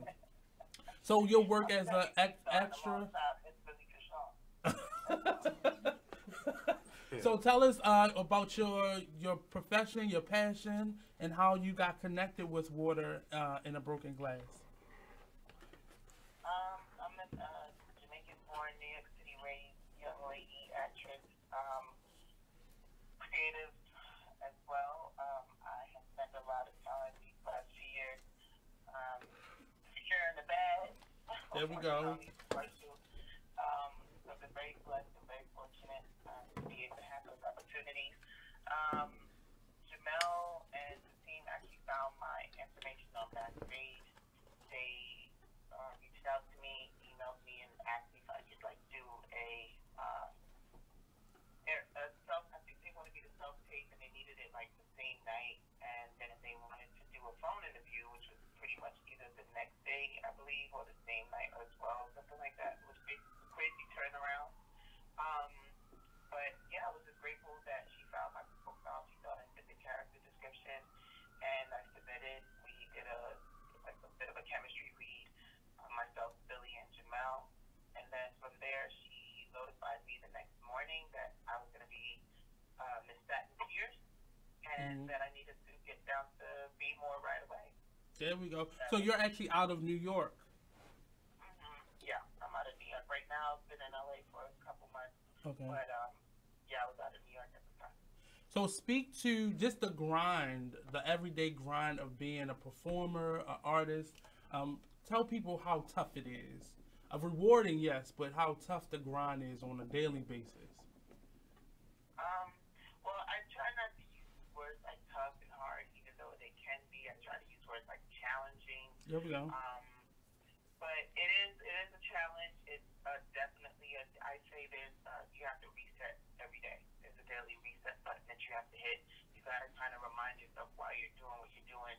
There's, the daily tasks that you have to do as an artist, whether it's your meditating to keep yourself grounded and focused, whether it's your vocal exercises to keep your instrument warm and ready to go at all times, whether it's writing to kind of get your thoughts out your head and just keep a creative flow going, submitting yourself for auditions in addition to getting auditions from your agents and your managers, preparing for auditions, going out for them. Sometimes it takes 2-3 hours just to leave the house. You get to an audition and it's over in 10 minutes and then you're done. And it's like a 5-hour turnaround. You're like, well, dang, I did all that for 10 minutes, but that's the grind. And just kind of keeping positive people around you who are going to nurture your spirit, who's going to continue to encourage you, who's going to kind of remind you why you're here, why you're doing this, and that you need to just keep on going and stay the course. So this is, you spoke about being in LA, so this is the beginning of, say, pilot season for LA. So how has pilot season changed from before, when it was the big industries and the big studios doing it, versus now their podcasts and everybody from Facebook to Amazon to Netflix has their own streaming network and opportunities for people? How has it changed in terms of the pilot season? It created a lot more opportunities for actors. there's hundreds of shows. Mm-hmm. It allows the actors to be able to work kind of year round, so it's not so much just January to March anymore. There's content being screened and casted in March, April, May. Even in the summertime, cable has their own quote-unquote pilot season where things are a bit busy for them when they're creating and developing new content. So the additional models and streaming models has just created a lot of opportunities for actors, and the diversity program has also created a lot of opportunities for women of color and other people of color. So, real quick, speak to your experience or your time here with this project, Born in a Broken Glass. How was this process for you? It was definitely different. I don't think I've ever worked on a project with such a quick turnaround. I was just really nervous working on this project from the top to the bottom, just because I didn't have time to really prepare for that and really prepare the character, really prepare a strong voice for her. So I had to just, which is what you do as an actor, you bring yourself to the role. So I just had to bring a lot of time to that, and then I'm hoping that, you know, I didn't overshadow the character in a sense of not having a lot of time to prepare. But besides that, it was amazing working with the cast and the crew. Everyone was really dedicated, really had, you know, put their best foot forward each day. We were coming off 12-hour shoot days and then turn around and we had to be back up at 6 or 7 a.m., 8 a.m. for call time. Now, mind you, I was sitting in the mirror twisting my hair back until 3 in the morning while everybody else was around sleeping. And then I had to be up at like 6 or 7. I think Nakiah tried to stay up with me one night. She was like, I'm going to stay up. Well, girl, it did not work. You know, right? Gotcha. So tell us where we can find you at on social media, how people can contact you, send you some checks, if that is what they do. Still send me them checks. I have profiles everywhere. IMDb, Actors Access, Backstage, Casting Network, and Casting Frontier. Any models for actors, I have a profile. My website is ToniBelafonte.com. That's Toni. Belafonte. You can also find me on social media at Belafonte, MISSBELAFONTE. I'm pretty accessible, so people send me emails sometimes through my website, and I'm able to receive them and reply. So yeah, you can find me. I really appreciate you for one tuning in and coming on the show and talking to us, and I can't wait to see you all up on the big screen and actually get the chance to meet you. So thank you again for talking to us today. Oh, thank you for having me. Thank you for having us. It'll be so exciting. We're like, I think, a week and a half out, so I can't even believe it. I can't. It's actually here. We're so excited. So yeah, I look forward to meeting you and seeing everybody as well. It's going to be a nice little reunion. Thank you so much. So we're going to go pay bills, and we'll be right back here on the Artist Exchange Radio Show only on BigExposedRadio.com. Thank you again, Toni. Oh, yeah. Have a nice day.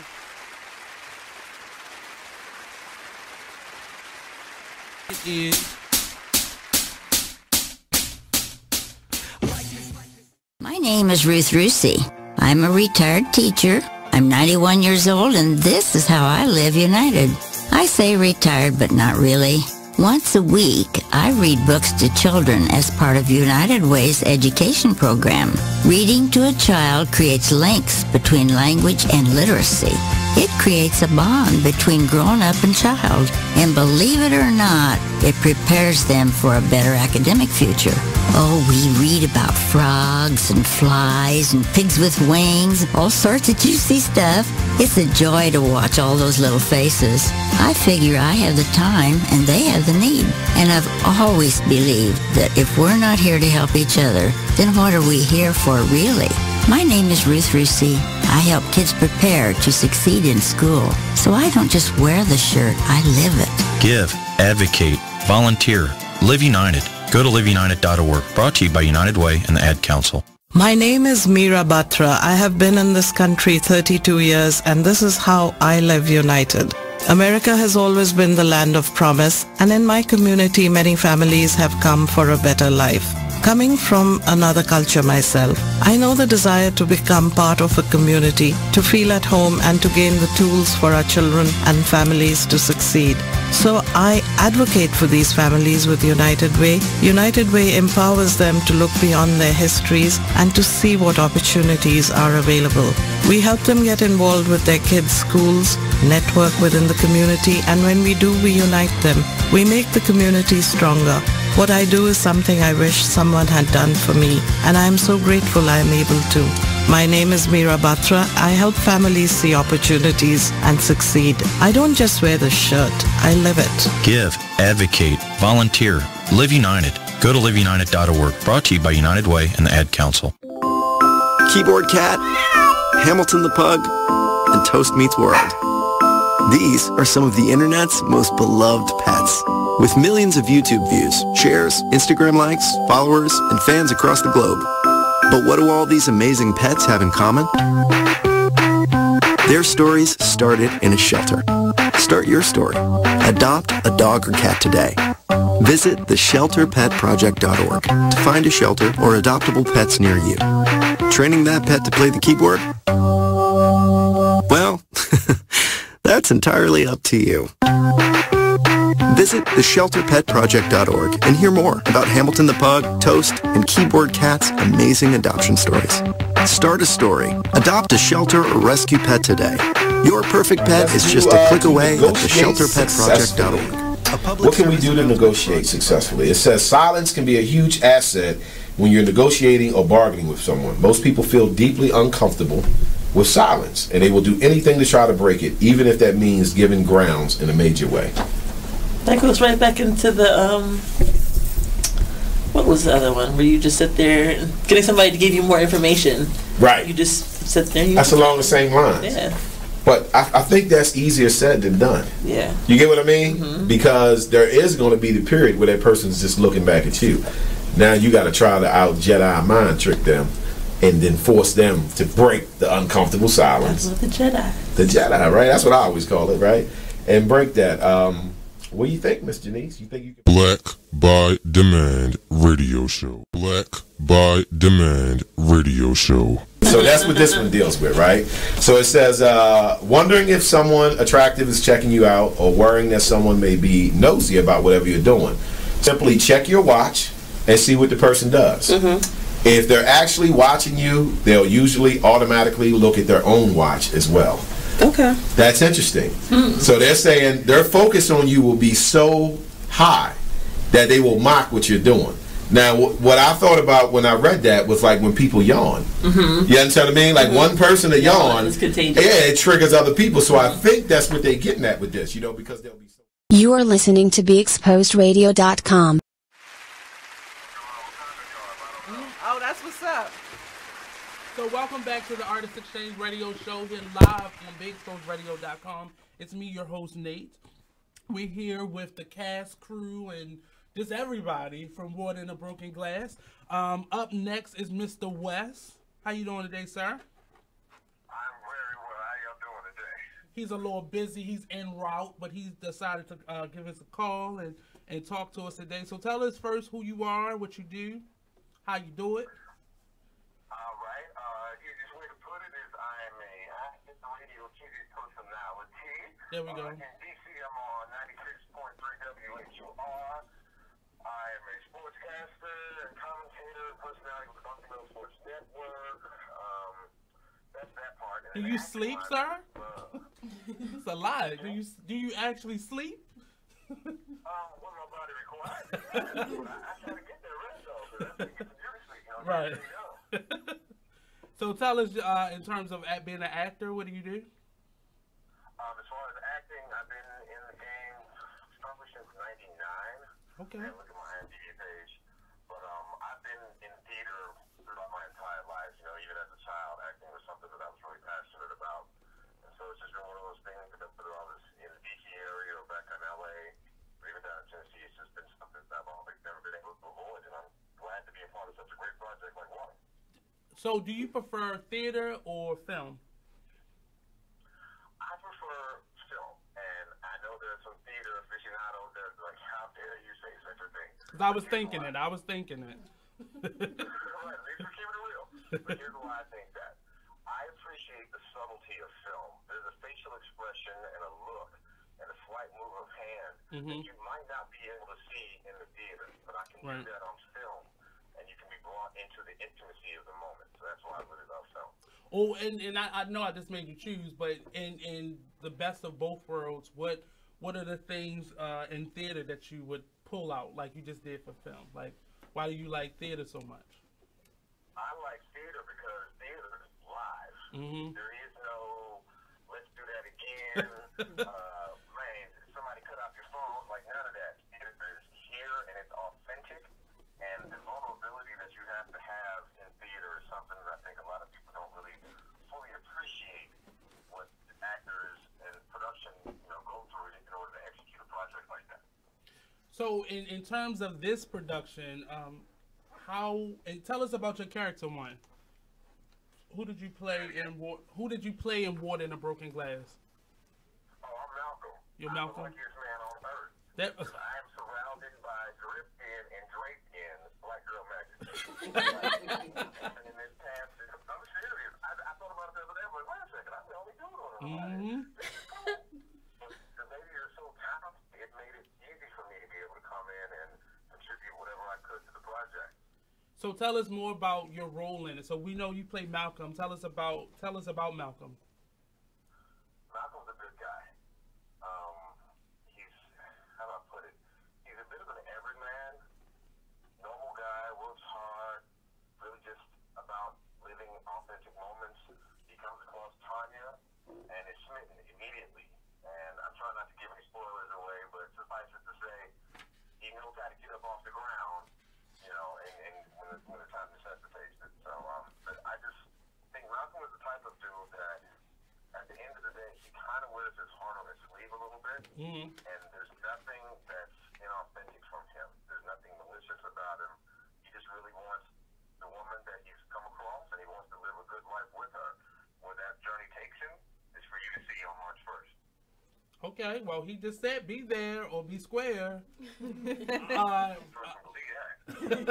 Real quick, let us know how we can find you on social media and be able to find you or be able to reach out to you. You can always catch me. My favorite mode of communication is actually Instagram, just because I'm kind of lazy, like get back some pictures, say a lot. But you can find me at Real West Hall, RealWestHall.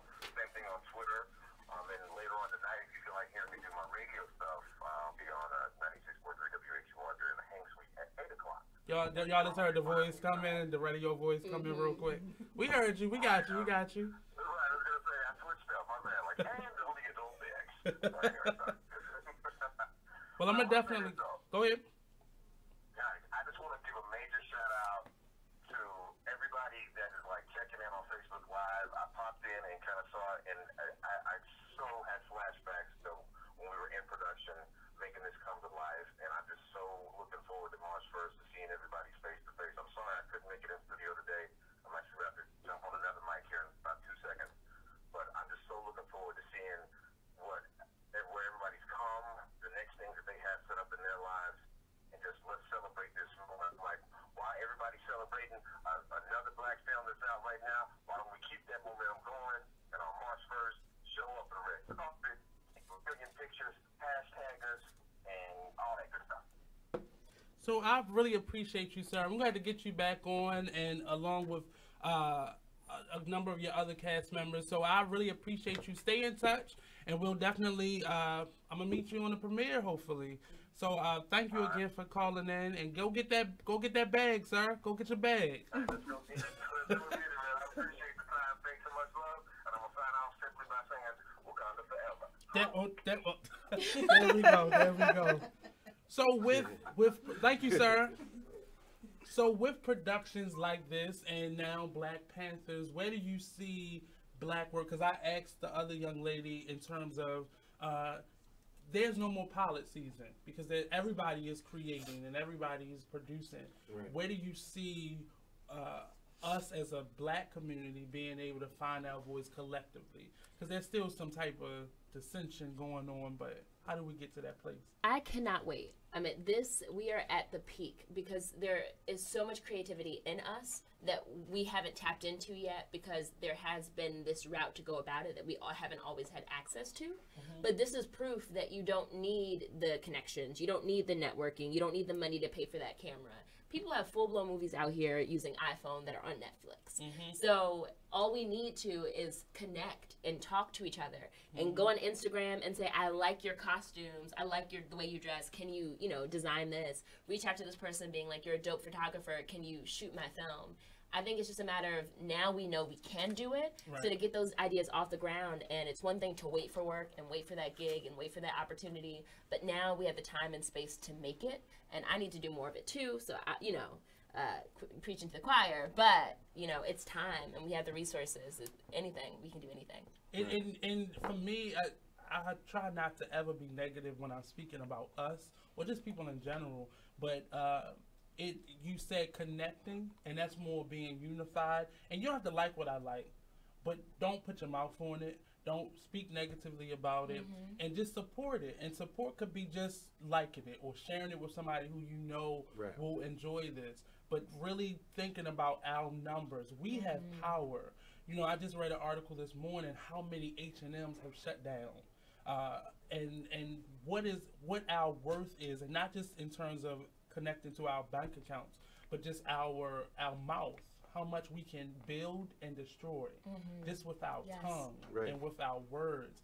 So I'm really happy to see this project grow from just this book that was phenomenal on its own, but now it has living, breathing components to it. It's giving work to individuals outside of just being an actor or an author. So speak to that and how proud you are to see so much of our work coming down to the surface, and we're no longer underground. I think just overall is bringing our community out where we need to just even more so like connect, but just overall just say like, hey, I'm smart, I have ideas too, and it needs to come to the forefront. And it's not even just like Ruth Carter, who did like the costuming, but we never saw ourselves like that before. I mean, we've done our history about like African history, like with the Egyptians and things like that, and other tribes that you catch across or Africa. It was just in a comic strip. It didn't go beyond. Now you're seeing someone in front of you that's powerful, and then even more so now with women, you're seeing these women. Granted, I haven't seen the whole movie. I haven't seen the movie yet at all, but I've seen okay. Well, what I've seen now is just women being in power, and that's just amazing that you're protecting him from the little clips that I saw. That's amazing, because women before we were in the background, and now we're getting a seat at the table. So it's even better now. Or it was just one or two of us. Right. And the fact that even with this movie, the director is female, so it's just opening that door for us where everybody can be heard. Everyone has a piece of the pie. Everyone can get their names on a check and get paid now. But not just on the soundtrack. Right. Even though that soundtrack is supposed to be lit, from what I'm hearing. And I ain't complaining. There's not just one way to be black. Everybody's like, let's be extra black at this premiere, but it's cool because there's so many different versions of what that means. Exactly. And growing up, the black that was cute on TV was, lighter skin, light eyes, cute curly hair. And now that Good hair. And now in high school, the black that was cute was either that or just super exotic, really, really dark skin, short hair from somewhere else. And like now we're in a wave where all black is beautiful. # black magic. You know what I mean? And we get to claim it. We don't have to feel like we fit in this one box. Black is whatever I say it is because I am black, and that's a beautiful thing. And Black Panther's showing it, Get Out showing it, all these mini-series are showing it. It's a beautiful thing. It's a beautiful age. We can't just accept the good. We gotta accept the ugly. So we can't stop the slave movies. We can't stop the documentaries. We can't stop the biopics. All of these things make up our voice. Yeah. And we can't keep picking and choosing what we want based on what's lit or what's hot. For the moment, we have to take it all in. And if you're tired of seeing this, your child or your brother or your sister or your friend did not see it. So don't ruin that experience or that teachable moment for the next person or for the last person. Yes. You know, we have to take everything about ourselves. You don't have to go spend your money on it. But just don't talk about it. Yeah, and pass down the culture. I'm going to show now at the American History Museum over at the Smithsonian, and on one of their tours right now, both Black History Month shows. One's about the Greensboro lynch counter, which a lot of people don't know about, and one in which I play Claudette Colvin. If you don't know her, look her up. It's a lot more to it than just Rosa Parks. And so it's you're just in the exhibit? Yeah. Okay, cool. And the Claudette Colvin story, I didn't know at all until in it, and you know, learning more about the Greensboro. But there's so much history to learn. Like all we are our stories, and our stories are lost if we don't tell them. And I know there's a lot of pain in our stories, but we have to share it because it's a lesson. And people fought so hard to get where we are, and we can't forget the struggle that they went through to get there. Right. So we can't act like none of that struggle happened, and it's now just starting. Like people made it possible for you to be here. Real quick, and I'm gonna put Miss Odessa on the fire lot because we got to know when this premiere is coming, and can we get tickets to it, and how do we? Right. So okay, the business so side of it. the premiere is Thursday, March 1st at the Senator Theater on York Road. Red carpet starts at 6 o'clock. The movie starts at 7. You can get tickets at Eventbrite, Water in a Broken Glass, and that's it. There we go. Yeah. So we're going to put that information up on our website. We got one more break, and we're going to call Miss Candace when we return, and then finish out with these awesome young ladies that's sitting in front of me, and gentlemen, but he ain't going to say nothing. So we'll be right back here on the Artist Exchange Radio Show, only on BeExposedRadio.com.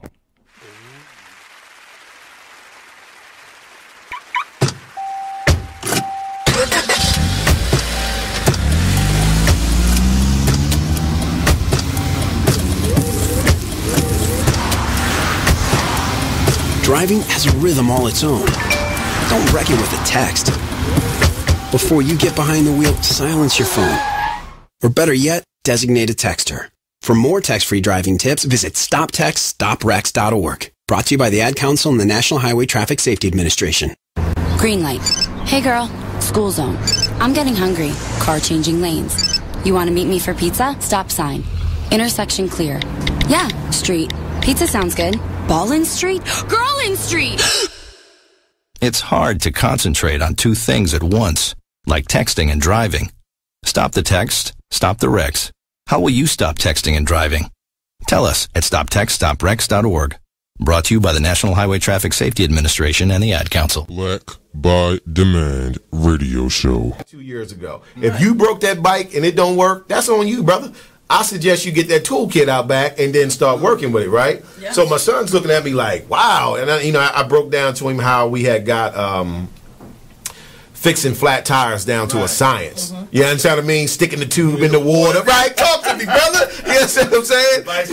Yeah, you know, critical thinking. And see, and we look at that now, and like kids, they not as on hands like we were back in the day. That's because nowadays you don't have to put the bikes together anymore. They can come assembled. Yeah, everything's coming assembled. In the store, they ask you like if you want it already assembled. Right. Back then, you just got the box with 1 million pieces. Right, and today I don't think they could work with that. It's just like the thought process. Nowadays, you get a bike that's already put together. Now, when you were younger, you had to put this bike together. You got to put it together. That basically closes your mind into learning how to do something. Yes. Now you're giving it something. So, okay, you take this, and this is what it is. Right. So now we have to run with this instead of teaching the child. This is how you put this together, so you see the result as this. Right.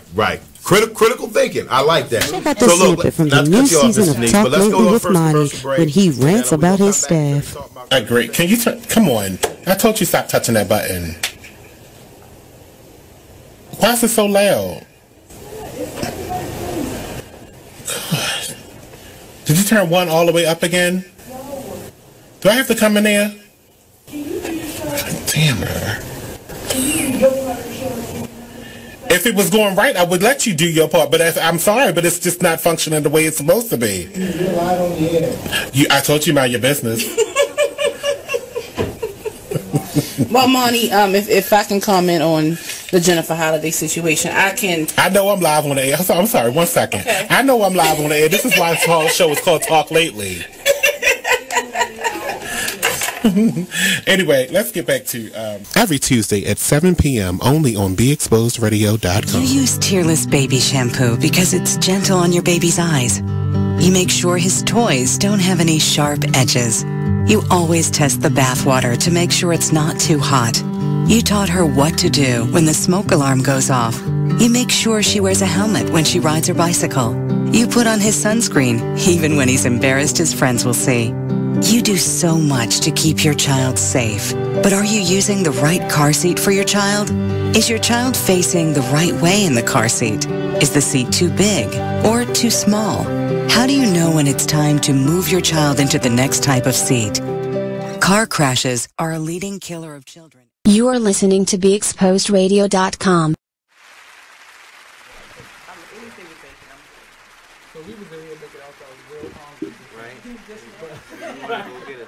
So welcome back to the Artist Exchange Radio Show. I'm actually going to give Miss Candace like this a surprise call because we were talking about food and I distracted myself, so I didn't get the chance to call her.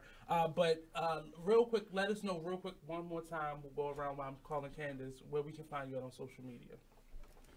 So you can find me on Facebook or you can use Google for the other outlets under Billie Krishawn, Billie like holiday, Krishawn, Krishawn, and on Instagram through Absolute Reality at Absolute Reality. You can find me on Instagram, Nakiah Ayana, at NAKIAHAIYANA, as well as my website. As well as on Facebook, just Nakiah Ayana. Just look me up, and if you need help with costuming, I'm here. I may need you. Hey, call me. I'm here. So, real quick, I'm gonna just call Miss Odessa. She hates this, but it's my show. Let us know where we can get the book at. Because this is the source. Water in the Broken Glass can be purchased at any bookstore. If it's not there, just ask them for it and they'll order it. It's on Amazon.com, Barnes & Noble, and all the online outlets. So get the book. My favorite thing is to read The Color Purple, watch the movie, and then I have it on the play on film as well. I'm not so I got that, but I just got it. But I love to just read it because then you know where the source came from, and now you being able to watch the movie. So just prepare yourself. Get the book. You got a week and a half. Get the book, read the book, and then come out and see the premiere. Read it before you see it. See? But on the line we have Miss Candace. Hello, Miss Candace. Hello. Oh, hello. She is up. And Hey, Candace. So tell us a little bit about yourself, who you are. How did you get into the realm of being this actress? Yes. Well, so my name is Candace Dillard. I am probably most known for my former national title. I was Miss United States 2013. I'm also an entrepreneur, a business owner. I own a hairline called Prima Hair Collection by Candace Dillard. And I own a series of other businesses with my family in the Atlanta area. I'm currently working on a new salon suite business in the DMV right now. And I'm also an actor. I've been acting since I was in middle school. I started out in theater and have always, my mom says I came out of the womb as a drama queen. So I've always loved just emoting in that form, in that fashion of acting and telling. I call it storytelling before I call it acting, because you are taking on these characters and really wearing them and becoming them and telling their stories, whatever the story is. And that's what I've always loved about theater and about film. And I was listening earlier, and I'm with Wes, my birth twin Wes, in that I think that film for me is definitely my place. Because of those subtle nuances and the ways that you can sort of really tell a story with your eyes and those subtle movements. So I was with Wes when he said that. So I see you are hailing from Howard University. So tell us about, so you learned theater at Howard. They have an illustrious program with an awesome pedigree. They do. I actually studied journalism. Okay. I hail from the John H. Johnson School of Communication. It is no longer the John H. Johnson School, but when I was there, it was the John H. Johnson School of Communication. I studied theater mostly in middle and high school. There was a small theater program at my high school that really got me into the theater world and into acting. I did spend a lot of time in Lulu Bear Childers building because most of my friends were actors and vocalists and singers. I was in the gospel choir, and a lot of the students that were in HCC were also music theater majors. So I spent a lot of time in the practice rooms when I shouldn't have been in there, just hanging out. Well, you were learning. You were learning. I was. So tell us about your character in this movie, Water in a Broken Glass. Oh, Nikki. I love Nikki because... Is Nikki really you? You know what? No, sometimes I wonder. My middle name is Dominique. So when I first read the script, I was like, oh, my family used to call me Nikki when I was little. So I was able to sort of take her on as a real person right away. But no, Nikki and I are very similar in that we love to be loud and boisterous and bossy, and I love the relationship and the friendship and the sisterhood between Nikki and Tanya, because it is so similar to my friendships with my close girlfriends, and the way that I was able to sort of check her and she was able to check me, and we could be honest and open with each other in our sisterhood and in our womanness. And I love being that sort of sounding board for Tanya. So I really am excited in talking to all of you now. I'm really excited because first I just had the writer, now I had the writer and the filmmaker, the director, and now I'm hearing these actresses and actors speak about their experience, and now I'm just eager.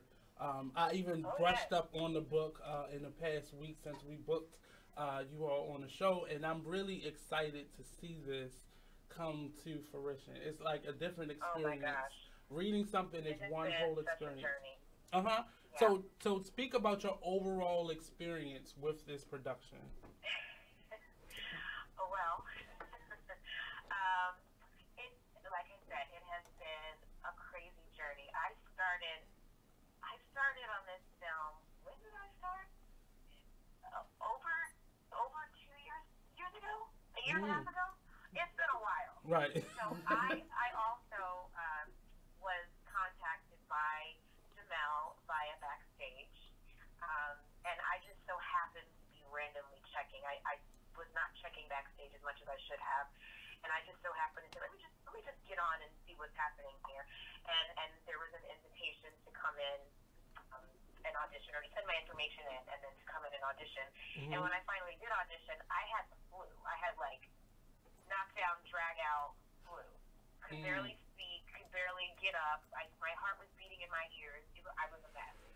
And I said, but I have to get to this. I have to get there. And Nikki, Dr. Nikki St. Clair, is actually a physician.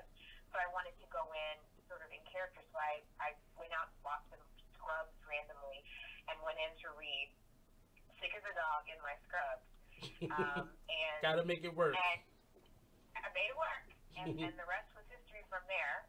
And then there were some hiccups and some bumps along the way with some cast, and we had to sort of pause for a moment and figure out how to get through that. And I remember being so discouraged because this story was one that needed to be told for so many different silos and so many different groups, for Black women, for LGBT women, for the LGBT community as a whole, for Baltimore. There were so many groups that needed this story to be told, and I was so excited to be a part of that.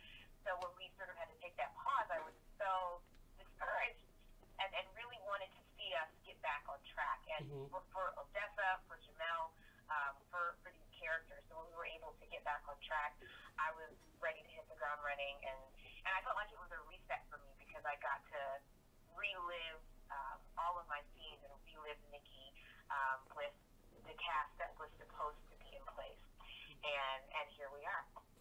I thank you immensely, Miss Dillard, for coming on the show and talking with us today. Unfortunately, we out of time. Like, it's only 2 hours, and it just seemed like it just rushed by. So I'm definitely going to have a post-conversation with you all, because I'm going to watch it and listen and watch and ask questions the day of myself. So don't be alarmed if you see this man coming towards you with a mic. But I really appreciate you all calling in. Real quick, Candace, let us know where we can find you at on social media. Yes, I am Candygal, CANDEEGAL, at on Twitter and on Instagram, and I am Miss Dillard on Facebook. There we go. So I'm going to reach out to all of you so I can send you all the copies of this show. I really appreciate you all for tuning in. Again, thank you again, Candace, Miss Odessa, the silent partner, Nakiah, Wes, Billie, who am I missing? Toni. So I really appreciate you all coming on. Thank you again. We'll be back next week on the Artist Exchange Radio Show, fresh on Friday at 7 p.m. So if you missed any part of this interview, go to www.BigExposedRadio.com. You can go to our YouTube page at The Artist Exchange or at Big Exposed Radio, or you can go to our Facebook page at The Artist Exchange Radio Show and pick it up there. So thank you again, ladies and gentlemen, for coming in today. And that's been The Artist Exchange Radio Show. Peace out. Thank you, Miss Candace. You are tuned in to BeExposedRadio.com. So we were talking about critical thinking. So we definitely believe